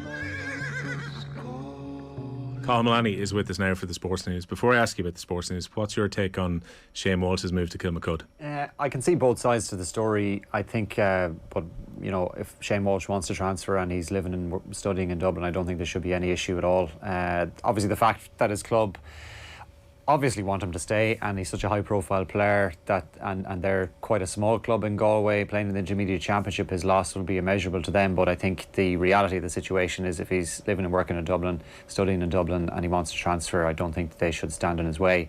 And there are thousands of examples of people transferring to different clubs. I don't think it just the fact that Shane Walsh is so high profile, it's probably garnered more attention, but I don't think that anyone should stand in his way. And and he does say he wants to go back to Kilkerran Clonberne again as well in the future. So I didn't think its statement covered itself in glory, to be honest, because I think it's not really fair to put from the parent club to say we're doing all we can to block this. This is an outrage, pretty much. It's like, well, Shane has given you a lot of service since he was probably so he's probably playing there the goes to 25 years at a very, very small club. So like, live and let live with that, and have your own views on it. But I'm just not sure I'd agree with them putting out a statement almost vilifying Shane for it. Yeah, now the only thing I would say, I can appreciate their point of view, and maybe when that interview or statement was released by the club, that it was quite raw, maybe at that stage, and they'd only just heard. And as you say, they're a small club, Johnny. You're more. I'm not familiar. used to giving messages to the national media either, you know. Yeah, if they're a small club, and Shane Walsh is a guy with a national profile, and he is such an icon in Galway, and particularly in his club, I'm sure his loss will be huge to them, won't it? Place up for grabs anyway. There's some like corner forward who's like, I actually might get a game here now. Yeah, yeah, I mean, it's I suppose an illustration too of the J and the rural clubs losing players to urban areas, isn't it, in different cities, and probably an issue that down the tracks is going to come up for a lot of areas around the country in rural Ireland, that players have been lost to cities, and it's very hard. I know, you know, the vast majority of, I would argue, all club players are very loyal to their home clubs, but there does come a time when reality bites, and you consider even now the cost of travelling up and down the country for club players is huge, and obviously no expenses in the vast majority of cases for them. Yeah, I just wish that there was a standardisation of the way the transfers occurred and the way the players move within counties. So in Dublin, like in a lot of counties, probably people are watching the show now, there's a parish rule for the best part. I know in my club, in our parish, we've got 3 clubs, and you have to play for the club who are within that area of the parish, and someone transfers in, that's going to be the case as well. In some counties, you can transfer to any club within the county itself, and understandably in Dublin, I think people get moved around the city, and you might want to play for someone on the far side of the city or whatever else, but it leaves it open to this idea, Carl, that someone could come in and decide, and understandably I think you would decide to join the best team in the county. Like, I remember a few outside players going to clubs like Portlaoise over the last 20 years when they went to work in Laois for, say, the police force, and were working there and living there, they decided to join Portlaoise. Understandably, you're going to be drawn towards the bigger clubs, but if the rules were consistent across the counties, you wouldn't have that happen. Yeah, I'm not overly familiar, I have to say, with the rules in regard to transfers, but I was reading up on it this morning, and that clubs can launch an objection if they wish to, and there has to be, obviously, the county board has to accede to the request as well. But that would get really nasty, though. If they were making the claim that for some reason, like they were claiming that, say, Shane Walsh wasn't living permanently within Dublin or wasn't working permanently within Dublin, then next thing, by putting in that appeal to stop it, you potentially drive him away from coming back to play for the club again. Next year he might go to New York instead. It's mad as well when you think about like the backlash that AIB got over the cashless and all that, and they backtracked on it. This is the greatest boon ever for AIB in terms of club championship. Can you imagine watching him and Mannion, like, and the hysteria around that? We're talking about viewing figures at games. Like, there would be such a hysteria around their games in the championship to watch the two of them and how they react to them, and like you probably get a bit of banter from opposition fans as well in Dublin, because, like, you know, it is what it is, but God, they'd be good to watch. They will. Good luck to cornerbacks. And the irony then of Mannion not committing to, you know, so the two of them players have very interesting stories to tell. Why is Mannion giving up on the inter-county game, it seems, and why is Shane Walsh giving up on his home club? So fascinating stuff. Yeah, Rory Larmour in contact. Shane Walsh wants to win an All-Ireland Championship, I presume both club and county, but club in this case. That should not be seen as a legitimate reason to transfer. He has to travel for the county too. So there we go. argue away about Shane Walsh in the comments over the next while. What is in the news aside from that, Colin? Well, Europe's new golf captain, Luke Donald, hopes the Ryder Cup brings the sport back together in Rome next year following the divisions caused by the Live Series. He's been confirmed in the role after Henrik Stenson was sacked for joining the controversial Breakaway Tour. Meanwhile, in other golf news, Tiger Woods turned down an offer of between $700 and $800 million to join the Saudi-backed series, according to Greg Norman. The Australian is CEO of the Breakaway Tour, and he says the 15-time major winner was approached with an offer. But the PGA Tour has revealed a new prize money structure with a total of $415 million on offer next season, and 8 invitational tournaments will also be included in the schedule with elevated purses. In football news, UCD are off the bottom of the SSE Airtricity League Premier Division table. That's after they earned a 1-1 draw away to Drogheda United last night. It lifts the students up to 9th. Drogheda remain in 8th. Cross Channel, New Watford boss Rob Edwards got his reign off to a winning start as they beat Sheffield United by a 0-0 in the Championship last night. João Pedro scored the only goal of the game in the club's first competitive match since relegation from the Premier League last season. Rangers are in Champions League third round qualification action this evening. They take on Union in Belgium in the first leg of their tie, and kick-off for that match is at 7:45. While there's some sad news emerging from Scotland with the news that John Yogi Hughes, one of Celtic's Lisbon Lions, has passed away at the age of 79. He spent 12 years at the club between 1959 and 1971, making 416 appearances and scoring 189 goals. He did not play in the 1967 European Cup final, but he did feature in enough matches before it to win a medal. He won 7 league titles, 4 Scottish Cups and 5 League Cups with Celtic. And finally, there's racing at Roscommon this evening, where the first of 7 races goes to post at 5:25. Just want to give a mention to UCD as well. I think it was Dermot Morgan said he was a UCD fan because he had agoraphobia, so he used to go to games in Belfield, which reminds me that there was an agoraphobia gag in Father Ted about Father Jack being afraid of getting into a fight. But UCD have lost Colm Whelan to a horrible injury this season. He was their marquee player. He was going to get all their goals, linked with loads of moves away. They lost Kerrigan, obviously, to Como, who's now being What about Kerrigan and Fabregas together? Yeah, which is mad. Eric Euro, I think, went to Bolton. So added to the fact that they were a first division team last season that was comfortably inferior to the champions, and probably even Galway United to finish second, so they were given no chance whatsoever. Galway fan Johnny Ward. Take away their 3 best players, or their 3 sort of most promising players, either through injury or having left, and then all of a sudden they've overtaken Finn Harps. And to my mind, the progressive profile of Andy Myler's team now, they might make the playoffs and stay up. And I know they've little support, and I know people say, oh, UCD shouldn't be in the top league. They've just quietly gone about their business. Young Thomas Lonergan has now scored 4 in 5 games. An 18-year-old striker, I have to say, I'd never heard of up until a month ago. Andy Myler, one of the nicest guys in the game, managing them, and they've quietly gone about their business, and fair play to them. Like, I'd say that dressing room has a bit of a GA element to it, like nobody gives us a chance and we're proving them wrong, and fair play to them. Yeah, I used to enjoy going when I was in college. Generally, drink offers were put on when they were allowed back at the time that I was studying in UCD. And also, we lived on campus right beside the pitch at the time. They moved, obviously, the other side of campus now at this stage, so it's a little bit further away. But generally, if I was down for the weekend on a Friday, we used to go and watch a bit of football and watch generally 9/10 of the crowd be from. Yeah, I always did have a fault with UCD in that I think they never did nearly enough promotion around the games. And it's like, even if they had like a beer promotions or food promotions or get people in, there's a massive college, potential there of getting people along. I always thought, but at the same time, it's hard to get volunteers to do that, and their support is so little that maybe they just can't get the volunteers. But like, I think this year has been a bit better. The crowds haven't been bad, and they're not a bad side to watch. And a part of me is hoping that they do it, because I've just so much respect for what they've achieved despite the loss of these players. People give them no chance. Yeah, they develop players incredibly well at college as well. The big thing was games are on Friday night. Most people clear off campus by the time their 11 o'clock lectures finished on a Friday, so very few people were around. The fact that we were living there was the reason that we went to so many games. But there you go. Colin Lanny, thanks a million for joining us. OTB AM brought to you live each morning with thanks to Gillette Labs for an effortless finish to your day. Now our own Alana Conan joins us, freshly back from Wembley, Alana, where you were watching England create a bit of history, beating Germany in the Euro 2022 final.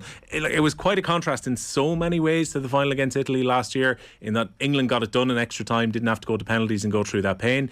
But also, and you can speak to us about the experience of being there, very, very different to crowds rushing the gates the year before, the kind of messy atmosphere outside the game before Italy. Everyone seems to have had a really good time on Sunday afternoon. Yeah, I've heard no negative complaints anyway as well. A very positive experience overall, I think. And one that a lot of people will remember for that as well as the football, I think, because as you say, in contrast to last year's or the men's Euro final, it was worlds apart. There was a real kind of family vibe to it. There was no hassle getting in or out. And a lot of people actually arrived very, very early. I know we arrived probably about 4 hours early. We were trying to get a bit to eat before we went in, but we thought there'd be no one there. But Wembley Way was absolutely packed even at that stage. So, yeah, everyone just trying to soak it all in, I guess. Yeah. With the game itself, we got to mention the crowd that went in. You were part of it, 87,000 strong. It's the third highest attendance for a women's fixture this year. Barcelona hold the record with the Wolfsburg and Real Madrid games in the Champions League. But it's also the highest for a UEFA-sanctioned competition final in the European Championships. It seemed very difficult for people to get tickets, and that's probably a sign of this tournament, which had pretty good crowds throughout as well. Yeah, there was such an appetite, I think, Will, for all the tickets, but especially this one, the big one, I guess. And yeah, like you're saying, it kind of goes with the trend there of where there's been a lot of highly attended women's football matches this year. As you say, the Barcelona Wolfsburg, that was 91,000 plus, Barcelona Real Madrid the same. And a bit of that as well is kind of what we touched on just there. There's no need for the segregation of fans because it is such a relaxed atmosphere, so they can get those extra people in just to enjoy the football and be civil, I suppose, as opposed to get involved with that kind of stuff no one wants to see. Were there a fair few neutrals there, if we consider you were there as a neutral, effectively?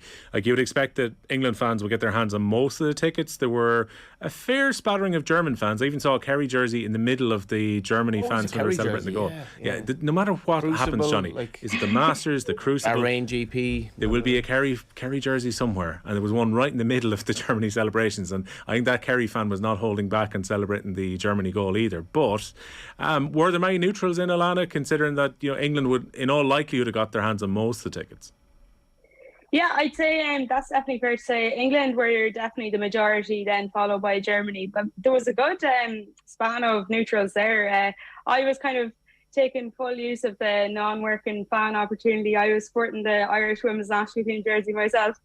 But I wasn't the only one doing that either. I know I was getting plenty of texts. There seemed to be an Irish jersey celebrating amongst the Germans when they got their goal through McGill. So I got a lot of, is this you? But gotta call you out there now. Who are you up for?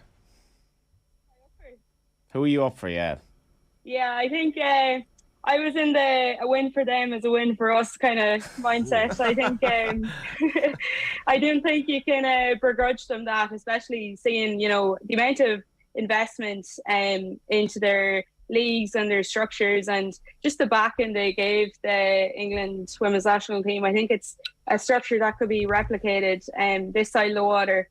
So I'll go in that camp for that mindset of it, I think, Johnny. Well, just Alana, just on that, because like my local club, Shivan Rovers, has had like a very, very strong women's underage team for a long time. It's kind of been normal for me.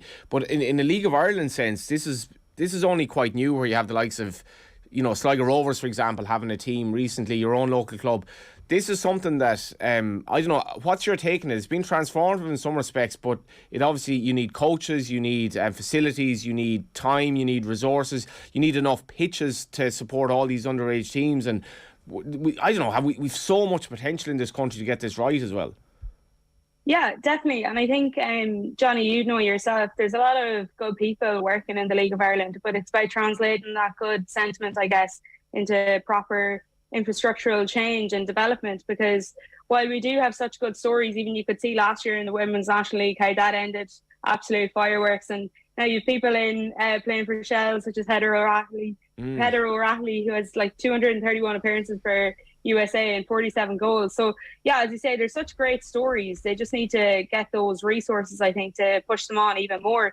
And I think you could see that even in the Euros this year. Like, the teams that went the distance are the ones that invest in their own leagues. I know League of Ireland friend of mine, Shauna Cook, was talking about on Twitter about how 19 out of the 23 of England's squad play in England.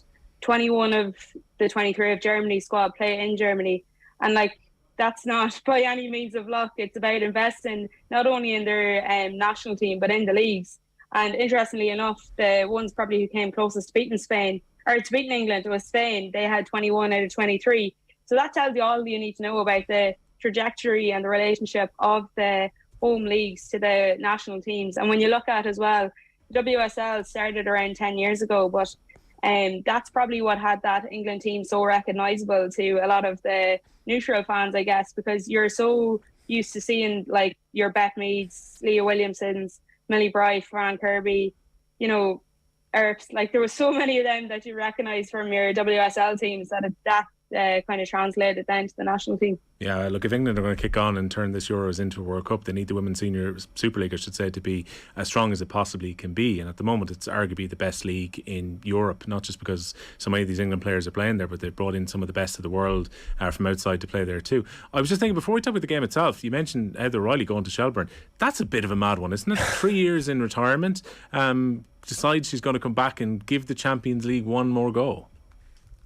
Yeah, well, she's basically had the list ticked off of everything else in her career. So the Champions League was the last thing she wanted to have a proper go at. Now, as you say, it's a bit like Sligo Rovers in Europe. Maybe she had a bit of a rude awakening there because Shelbourne actually played Sligo at the weekend and Sligo won that one. So I'd say it wasn't the start she was hoping for, but no doubt she'll have an unbelievable impact. And as well, given that Shells are being the best team at the moment, they're kind of scoured for their best players overseas, so that kind of leaves them with some holes. She'll definitely be looking to fill that opportunity and kick on for them from here. Yeah, what a player for their young players to learn from, especially with some of their best players going across the water in the transfer window, as you mentioned. But the game itself then, and just before it is where we have to pick the story up in many ways, because we were talking to Sue Ronan on Friday's show, and we did a whole section on how Alex Popp was going to be very difficult for England to defend against, and she'd been playing really well throughout the tournament, and we spoke about the fact that she had frustration with injuries at previous tournaments, and then gets a knock in the warm-up. What a blow for Germany. Yeah, as you say, it would have been a different game had she been in there. Now, I actually didn't realise until they were calling out the team sheets that she wasn't in the lineup. I know some people had mentioned that they could see in the warm-up. I was well up in the sky, so I didn't have that viewpoint. But yeah, such a blow to them. 6 goals in the tournament, and in the lead-up to that game, in the running there for the Golden Boot alongside Beth Meath. And she's just been such a transformative figure, I think, for Germany. You could hear Emma Byrne was talking about it on Koiga yesterday. She really kind of just gave them that edge that they were lacking maybe the last few years. And at 31 years old, her first major tournament, she missed the last 2 through injury. She really made up for it this time around though, but I'd say she was gutted to miss out in the final. She gave them that real X factor throughout the tournament. It's just a shame we didn't really get to see that final face-off. The England goals, to start with the Ella Toone goal, what a finish. Yeah, the audacity to come out with the chip as well. Well, I don't know how she did it, but yeah, ball slipped into her and just chips it over. And as you say, the crowd went wild. I'd say Germany would have felt a bit aggrieved. As you say, just before that, I guess they had that penalty call, which I actually didn't even realise came about at all. I'm very surprised VAR didn't pick it up or come back to it. Now, I was kind of surrounded by England fans, so as I say, I didn't actually realise there was a grievance over it whatsoever. But yeah, there was a lot of kind of question marks around the ref throughout the game. But it is a pity, I guess, that VAR didn't pick up on that and serve its purpose that it's set out to do, I guess. Yeah, and look, Germany, I think, can feel very much aggrieved having watched the replays of it on the BBC when we were watching the game, and it would naturally have changed the game as well, because I got the feeling during all of it, and even through extra time as well, Alana, that it was going to be very hard for either team to break the other down. Like, they both have fantastic defensive records going into the final. England lift the trophy with just 2 goals conceded. Germany conceded, I think, 3 during the whole tournament as well. So this was always likely to be a little bit of an arm wrestle and a low scoring game, and what an impact it could have had if Germany get themselves a pen and took that away. Yeah, and I'd say it changes the whole course of the game. You know, if Germany go 1-0 up there instead of Toone getting the first goal, you never know what could have happened, because the crowd really got behind England then. And I don't know, I'd say it was kind of pressurising actually, because you know the way they were singing the "It's Coming Home" thing, and instead of sinking to that, I think they kind of rose to the challenge. I know Ciara Walsh is getting a lot of plaudits now. She was player of the match. She was brilliant in it once again, but she's the type of player that drove them on for that victory, I think, in the end. Like, throughout the tournament, England scored the most goals in a single Euros, 22. Now, 18 of those came from open play, and the likes of her had a lot to do with that in that pivot role, and that was only exemplified again at the weekend. So yeah, I think had Germany scored first, it's hard to tell where we would have been, but I think they got the job done in the end. Do you know what, Johnny? When you hear Ciara Walsh, Chloe Kelly, I know. I was thinking that Chloe Kelly. Just the image of Chloe Kelly. How like seismic is that image of her like taking off her shirt for women's football? What that actually means? I know Gary Lineker got into a bit of hot water over his tweet, but I think there's something defining about that image, and that this is a sport that has probably had to come through a lot of prejudices. In the moment, probably its greatest moment of triumph in terms of support, interest, quality of football. This is where we're at. I just find it defining. Yeah, I think so, Johnny. I mean, there's been instances before, Brandy Chastain in 1999 did the same thing in the World Cup final, and it had a lot of people talking about it in a negative sense that, she shouldn't be doing that, or maybe it was sexualized or condemned beyond what it would be in the men's game, because obviously it happens in both, but it's just more of a regular occurrence in that side of things. But I think it shows you how far the world landscape as views on women have changed, but also the football landscape, because there wasn't that at all. Like, everyone just took it for what it was. It's just sheer crystal clear joy, I think, is all you could kind of take off it, rather than anything bigger than that.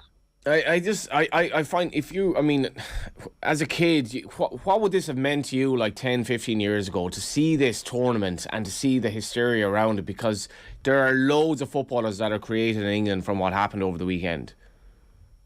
Yeah, I think so.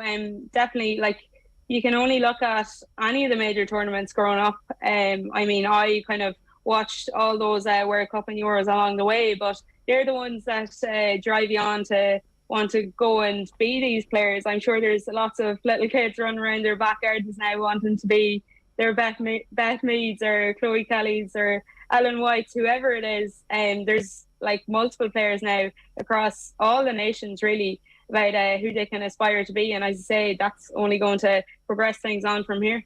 What can the League of Ireland do to make it more professional than it is in terms of looking after players and that? It's not straightforward. It's not like the men's game is straightforward here, but what can we do? Yeah, I think there just needs to, if we can look at the English model and kind of have a look at that and see what we can take from it. Obviously, they're going to have a huge monetary influx now, and you would expect some of that will go towards their WSL. I think, as we touched on earlier, that's the way forward. You need to invest in your women's national league so we can push on the women's national team, because while we have that talent here at the minute and we're getting to see it week on week, I just mentioned Heather O'Reilly there, but she's obviously from the States. We have a lot of homegrown talent as well, throughout all of our women's national league teams. So if we could kind of hold on to them for as long as we can, push the league forward. And the step up for them at the minute is to go to the women's WSL or elsewhere overseas. So that just tells you that they want that step up and to progress to that level of professionalism, as you say.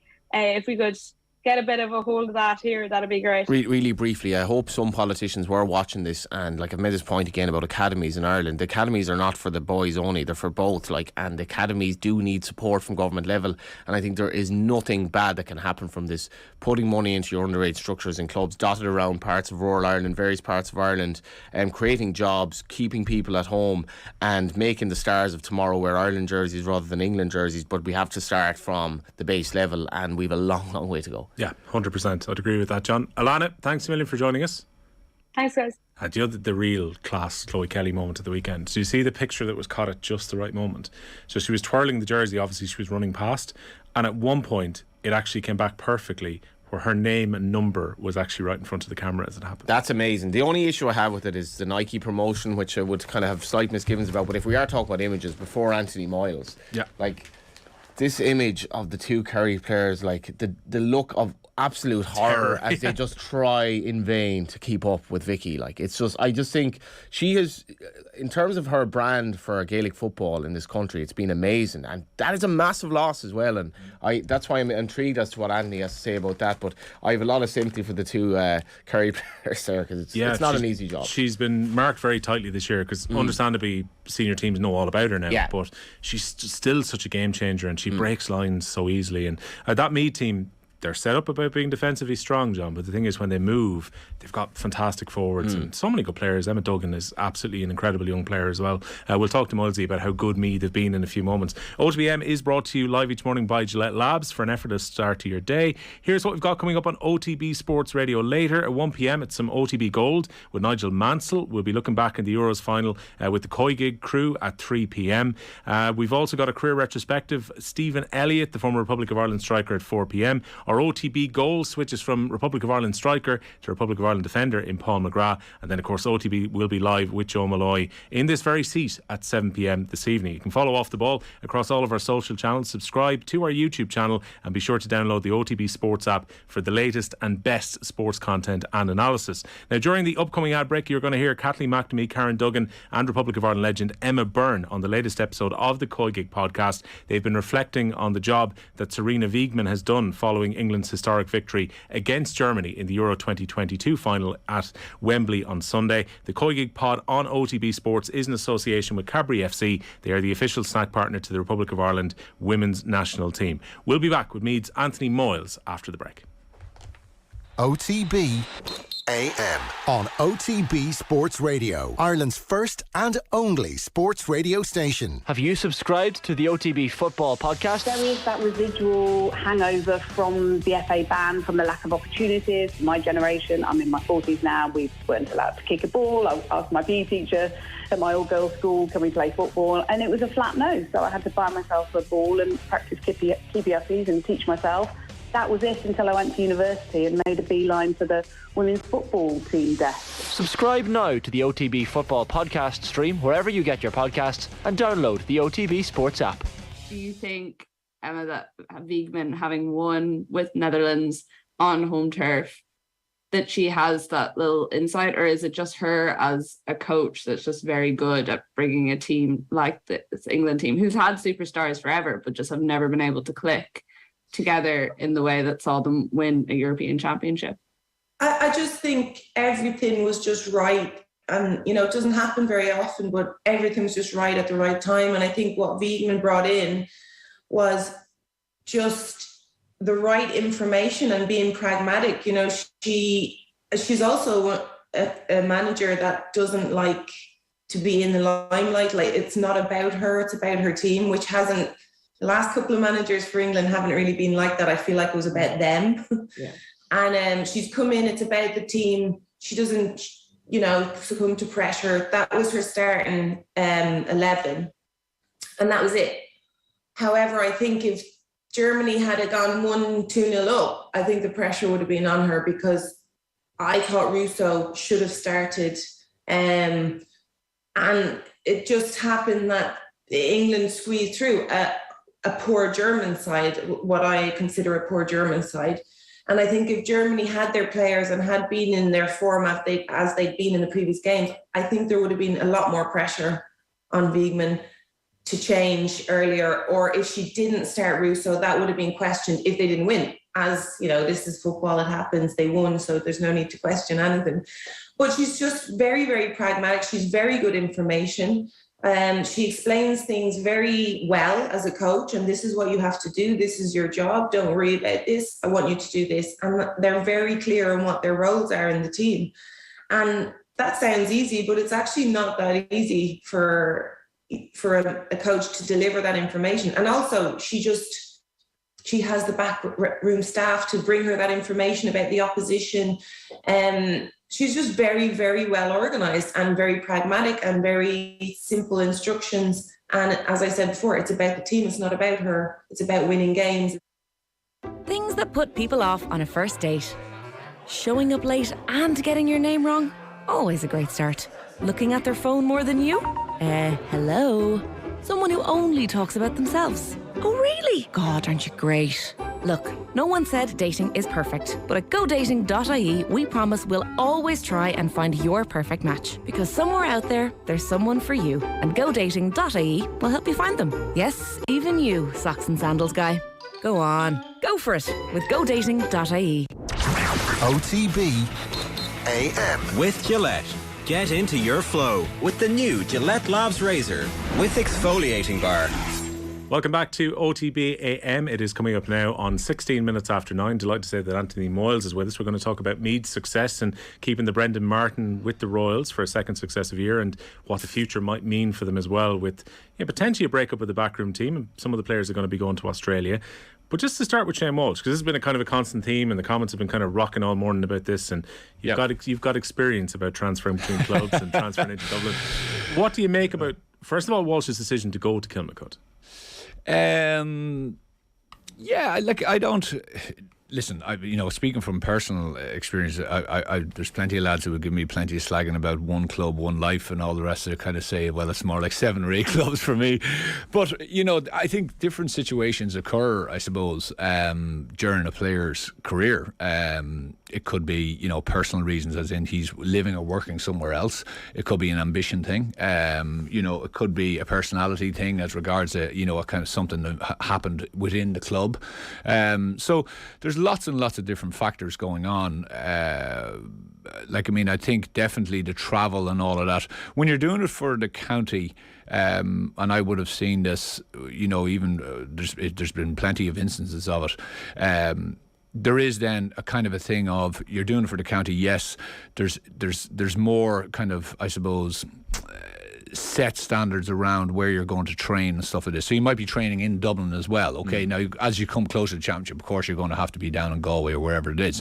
But for the club situation, there may be a feeling where on his part, and listen, this is a speculation, that it's kind of like it's nearly a break, and he's kind of saying, what, do I nearly have to be going down all year round type thing? I am living and working in Dublin now. It's so much easier for me. I can give a better level of commitment to it, because even though you'd say, he doesn't have to go down for club training, if he's not there, the rest of the players are saying, well, where is he? Okay, he's a standout player, but you still need to be there, and you still probably want to be there, and it just can get draining. He's, what is he, 29, 30 years of age now, so he's probably playing for the club since he was, come out of minor. So it can get to you, and I suppose it's a situation where he may also be, I'd say he's the ambitious type, and he's probably looking at it and saying, Kilmacud, like anyone who comes out of Dublin, is generally in the mix for an All-Ireland title, so he's probably saying, could I win an All-Ireland club?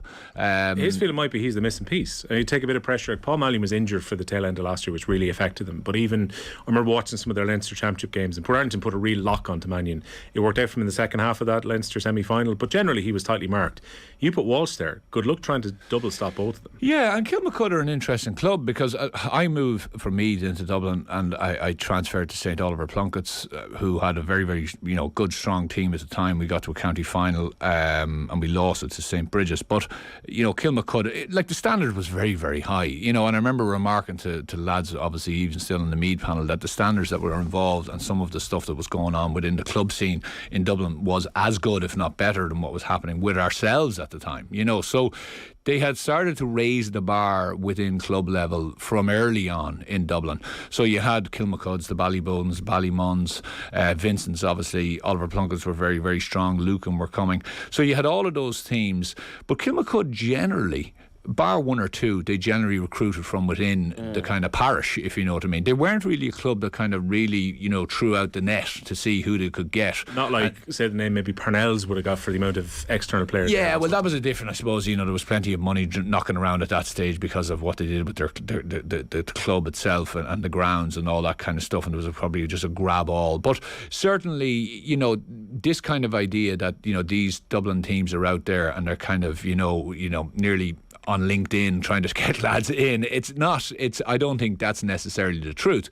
I think when you have a fella who's working and living in Dublin, I'm not exactly sure what he does, right? But say you're getting off at 5 or 6 o'clock, your employer is obviously also going, you know what, pal, you're working here for me. You head down to Galway 3 or 4 times, and I have no problem with that. You're a senior intercounty player, but when you start asking me for time off to go play for a junior or intermediate or a senior club down in Galway, and you're leaving here at 3 or 4 o'clock in the afternoon, that starts to get a little bit kind of burdensome for some employers, and some employers don't really give a fiddlers about GAA, you know. So there's loads of little. For a PE teacher, I think that's what he's which? He's going to become a PE teacher. Okay, well then, yeah. I'd say most likely though he has a job as well, because he did mention in the statement that he was working and living within Dublin. So I'm guessing it's not just. Yeah, but look, you know what? A lot of it, I think a lot of it, when it boils down to it, and certainly I know from my situation, I was playing with the local junior team. We won the junior championship in Meath, went up into Meath, and unfortunately we kind of went back down into it. And that was a band of brothers. It was just one team. We were kind of like a splinter team from Dunboyne, St. Peter's and St. Paul's underage,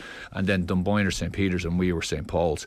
But you know, myself and my brother Barry was on the Meath trying to break into the seniors, and I suppose the conversation was had with all the clubs and all the players and all of our teammates of, well, look lads, these are the standards we want to get to.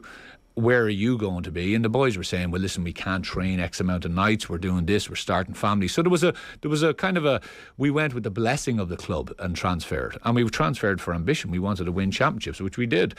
So look, Will, there's lots and lots of different factors, you know, and I think you can't just kind of throw stuff at it and say he's trying to do this. Like, I can guarantee you this much, it's definitely not a kind of resource or money situation. That's a guarantee, because I know lots of these clubs have, like Kilmacud are a big club, but Kilmacud, they run that club like a machine, and the amount of money that's required within that club just to keep the club going and to be able to facilitate all the members and all the juveniles and everything else. So I can guarantee there's nothing like that going on. So is it ambition? Is it you know, the travel? I don't know, but you know what? It's a horrible situation, and I think it's. Did you meet any resistance when you were trying to pull off one of your transfers? Yeah, well, when I went from, I was with Blackhall Gales when we won a championship. I was with them for a number of years. The team kind of started to break up. The manager, Leo Turley, had finished up. We had got to a final. We lost the final to Dunboyne, and I suppose it was kind of coming to an end, just an end of a journey, really. And Dunboyne would have been my parish and where I kind of originally played, you know, my underage stuff, both hurling and football. And I went to go back to Dunboyne because actually, funnily, myself and my brother Barry, we tried to transfer to Dunboyne after St. Paul's. This is a long story.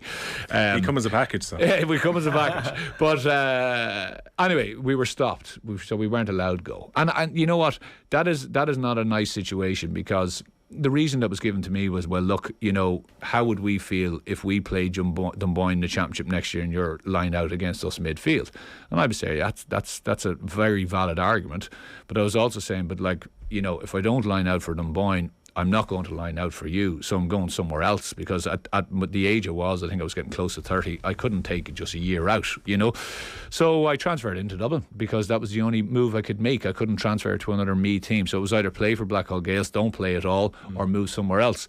So this is the situation that Shane Walsh finds himself in, and it's not a great situation because he has lots of friends, he has lots of family, he has lots of teammates who are obviously still involved in the club, which I had with Blackhall, great people. Keen to go back and play for them again, he said that already. Yeah, so, you know, you don't want to burn bridges, you know, and I think if anyone puts their hand up, they're not just doing this on a whim, they've thought about it long and hard. And, you know, I think the committee need to sit down and kind of really think, actually, you know what, yes, we may be losing them, and I see some of the quotes saying, you know, think of the children, you know, kind of idea. Like, you know, at the end of the day, the club is not just one man, you know, and even though it's Shane Walsh or whoever it is, the club is the club, and the club will have to be there and will have to flourish when Shane Walsh is well gone. Like, I mean, he could be finished in a couple of years, I don't know, but he's at the peak of his powers now. He has an ability to go and possibly win, as I say, an All-Ireland Club Championship, and you know, I think to try and stop him now is going to cause a really, really nasty vibe, and I can imagine locally it's causing probably a lot of angst, you know. Yeah, Meath going back to back, Moilsey, as well. Fantastic achievement. The last 5 years have been remarkable, going to All Irelands of different hues over the last 5 seasons. Yeah. Coming out of the intermediate, now going back to back at senior level, backing up the success of last year and showing it wasn't a one-off either. and a very impressive performance in the final, both defensively with the way they locked Kerry down, particularly in the second half. Bit of adversity, going 1-2 down early on and having to come back, and then having the afterburners to just finish the game out in the end as well. I'm sure you have to be very happy with the way they performed.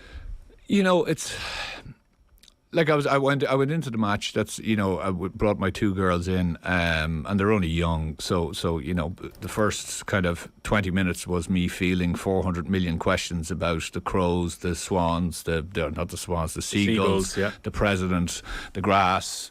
What colour are Meath? The usual stuff. When am I getting my hot dog? Which they didn't get again, by the way. But no, you know what? I actually got quite emotional at the end of the game watching it, because there was an enormous crowd there for Meath. Absolutely fantastic support. It just shows you how hungry the county is for success. And I know I said this last year, but you know, it's.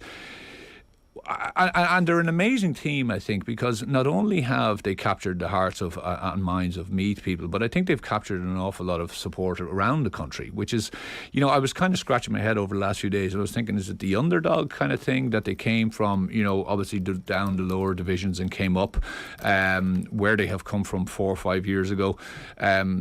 But I honestly think that it's just it's the way they play, you know, and it's obviously the way that the ethos that they have within the team. Like, I mean, they're so honest. There is no showmanship. There's no jumping on the ground. There's no kind of, you know, gamesmanship. They're just honest. They take it all. Like, I mean, they had some really tricky decisions go against them, I thought, in the first 10 or 15 minutes. I don't know the intricacies of the tackle in ladies football. I don't think anyone knows, to be honest. But I was kind of scratching my head at some of the frees that were going against them, and you could see they were getting frustrated. I think some of the players get frustrated about it too. A few years ago, Camogie changed around a bit and allowed a little bit more physicality. Even as a viewer, and like talking to a few other former ladies football players, they say it's been a frustration for years. The comment I think Vicky's comment after the game is, this is the biggest talking point for me, and she's on about the move. It's a bit more simple in terms of what you can and can't do over there. I think there's a lot of ambiguity around what a tackle is in ladies football at the moment. And this idea of non-contact, which I think is absolute nonsense. Well, you were there. The decision when she got carded was booed in the stadium. Yeah, it was booed. But even so, Meath started off nervous. But I definitely think they're obviously, like, I heard Mick Bohan, the Dublin manager, kind of, you know, tongue-in-cheek, he was saying, Meath have brought an extra level of physicality to it, and maybe teams. So I don't, like, Meath have a kind of a very much obviously a counter-attacking style, okay? But once you go near that pocket and once you go into the scoring zone, they swarm you and they try to get the ball off you, and they did that extremely well against Kerry. They frustrated Kerry completely. But out around the middle, they obviously have fast break and runners, and I don't know, so some of the frees were kind of, you're going, is that a tackle? It was just a hand in, you know, was that just a leg? And I can only imagine, as frustrating as it was for us watching it, you could see in the pitch the kind of players were kind of going, well, you know, and I'm not even sure the poor old referee even has clear guidelines on what exactly if you read in more of the references, like we had Vicky Wall on not that long ago on OTB AM. It was the first time I chatted with her. She's a very, very good media performer, and Eamon Murray is kind of almost more like, I'm going to say exactly what I think, and he says after the game, I wouldn't want that. You'd only put the players off. Parents wouldn't allow their kids to play the game, and I find this a really intriguing debate. So I don't really agree with him here. I think we're talking about the nuances here of, you know, the sexes, basically, where we can't allow, you know, women's football to be as aggressive as the men, but it's better for that aggression as well. Vicky is the player she is because of the way she plays. So where is this debate going to go? Well, I think, you know, I'm not going to get into an equality debate here, absolutely. I'm definitely not going to go into those murky waters. But the simple thing, you watch the Euro finals at the weekend, right, the ladies, and you watch the GAA.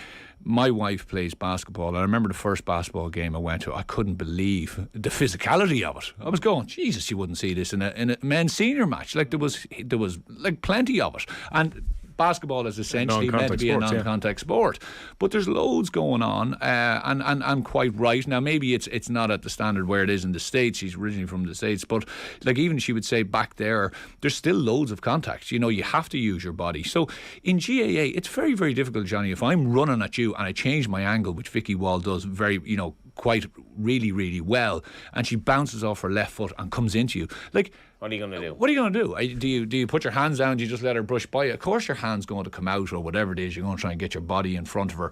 And obviously teams have kind of not targeted her, but teams have realised that what she does is she comes around on the loop and comes onto the ball fast. So teams have said, well, we can't stop her when she gets the ball, so let's stop her at source. And as the stakes go higher in sport, as the S&C goes higher in the ladies' football, because, by the way, the conditioning of both teams, but especially Meath, was unbelievable. What's the point of this if you don't have contact? Correct. You know, and I think the girls would say, now, no one wants, like, you know, you're not asking for anything bananas, but, you know, girls are going to get conditioned. Because, by the way, when you go to the AFLW, I watched some of the highlights, you know, last week. I was kind of saying, listen, I want to get into this, and really, what is the draw for some of these girls to go? Because anyway, it's a very physical game. You know, it's a what very are we over physical 20 game. now over there from Ireland, like 23 or something like that. Yeah, and you know what, Johnny, I'm scratching my head. Like, women's football in Ireland has never been as good as it is now. Now, I don't know why that has occurred, like, relative to the Dublin teams and the Cork teams of the dominance of the last 10 There's probably no harm in years. the fact that first time since 2003 neither have been in the final. It opens the democracy. Yes, it does. And probably I saw someone, I can't remember which girl said, you know, there was probably, it could have been Cora or someone else said there's 5 or 6 teams who could potentially win it next year. So like the men's thing, the playing field, because the standards have improved, and you can obviously see that there's work going in at S&C levels. You talk about Colin O'Rourke, he's probably going to take 2 or 3 of that backroom team. So in other words, the backroom team aren't just made up of a bunch of hams. They're made up of quality people, right? So you end up with a situation where the standards are improving. Obviously the standards around the teams are improving. You would hope the resources around those are improving as regards expenses, and we can go there again. But all of those different things, because they deserve everything, that as it should be on a same level playing field. But the conditioning, all of those different things. So as girls are improving, as the conditioning levels are improving, as the game is turning into a much better spectacle with a lot more skill, a lot more ability and all that, well, then the physicality thing is a natural thing that will come in, because there is no way to play 15 on 15 in such a fast-moving sport now without physicality to come into it. So the frustration there between players, between referee and between supporters, that probably has to be decided upon, I would imagine, by rule makers within the LGFA, and say, right, we actually have to define what a tackle is here, because there was a lot of head scratching. Because to be fair to the referee, I thought she was blowing everything, and then she just kind of said, she must have got a word in the air, and then it was kind of like, actually, we're just going to let everything go now, you know, because, and then it actually did become, because the amount of whistle blowing in the first 10-15 minutes. But the Australian, I know we were chatting about Vicky, and like I'm kind of, I am a little perturbed about the fact that at this time someone or a body is allowing the best talent to leave, you know. That's a killer to me. I mean, like, losing Orlalali and Vicky was a huge blow. Even if they were talking on the Sunday game about they're going to come back and be part of the drive for 3 in a row, but they're away now for a prolonged period of time because the AFLW season is longer as well. Yes, it is. And also, I watched some of the game. I don't think the standard is as good. It's not. It's a totally different game, right? So Vicky is quite a competitive player, okay, and the way she moves, but she's going to get someone now who's marking her, who can tackle her around the show and bring her down to the ground. That's a completely different thing than what she faces every week. Like, she's an unbelievable player. She's a very strong player. I'm sure she will be a standout and a star over there. But, you know, I would fear as well, because to a certain degree the players are protected in the game here. You know, the referees will not allow certain things to go on, which is good. In the Aussie rules I watched, it seems to be, it's all fair in love and war. You know, there's girls being pounded on the ground, there's tackles after the ball. I don't know if the standard of refereeing or even the officiating is where it should be. It's a different sport. So you're coming in from a sport where you've grown and played it since 5 or 6 or 7 years of age. You're used to the shall we say, the terms of contact, and now you're coming into something else that's completely different, and she's going to be marked. She's going to be, here comes this Irish girl coming over with a big name who thinks she can be, you know, kind of coming onto the ball fast, being combative. Well, we'll match her. So I hope it works out for them. I'm kind of, again, so I've asked some people, why would you do it? Some people have said, well, you know, they get paid and it's semi-professionalism. And I'm saying, well, it's hardly for the money. It's not enormous money. You know, surely they could get looked after here for something relative to the same, not being paid, but if they needed a job or whatever it was, Surely the resources could be put in here. So then someone else said to me, well, you know, you're training and playing like a professional. Okay, I can take that argument. You know, you'll be within the confines of the professional or semi-professional kind of era. You'll have like all Melbourne of that and around Brisbane you. are a nice place to live. Yeah, they are. But, you know, at the same time... She's won 2 All-Irelands. She's won 2 All-Irelands, right? Like, Meath is absolutely buzzing at the moment with those girls. You can't get much higher, bar you go again. And what I mean is that the sport is now on a massive trajectory. And someone has allowed 2 or 3 or 4, there's been lots of girls, to be ripped out of that sport. So you basically have gone, well, we're going to cherry pick the best and we're just going to rip them out. So the standard has to drop. And at the same time, when people aspire and young girls or, you know, boys see whatever it is and they look up and they say, well, these are the stars. Those stars are not there anymore. And I just don't know if what they're going to is even as a package is as good as what they're leaving. Yeah. You know, I can see the men going to Australian rules, absolutely, right, because, you know, there's an awful lot of resources put in around that. Like, the grand final had, I can't remember who played in it, but the grand final had an attendance of 21,000. Like, there's 27 million people in Australia, right, and they had 21,000 at the women's grand final. There was 46 or 47,000 in Croke Park last week.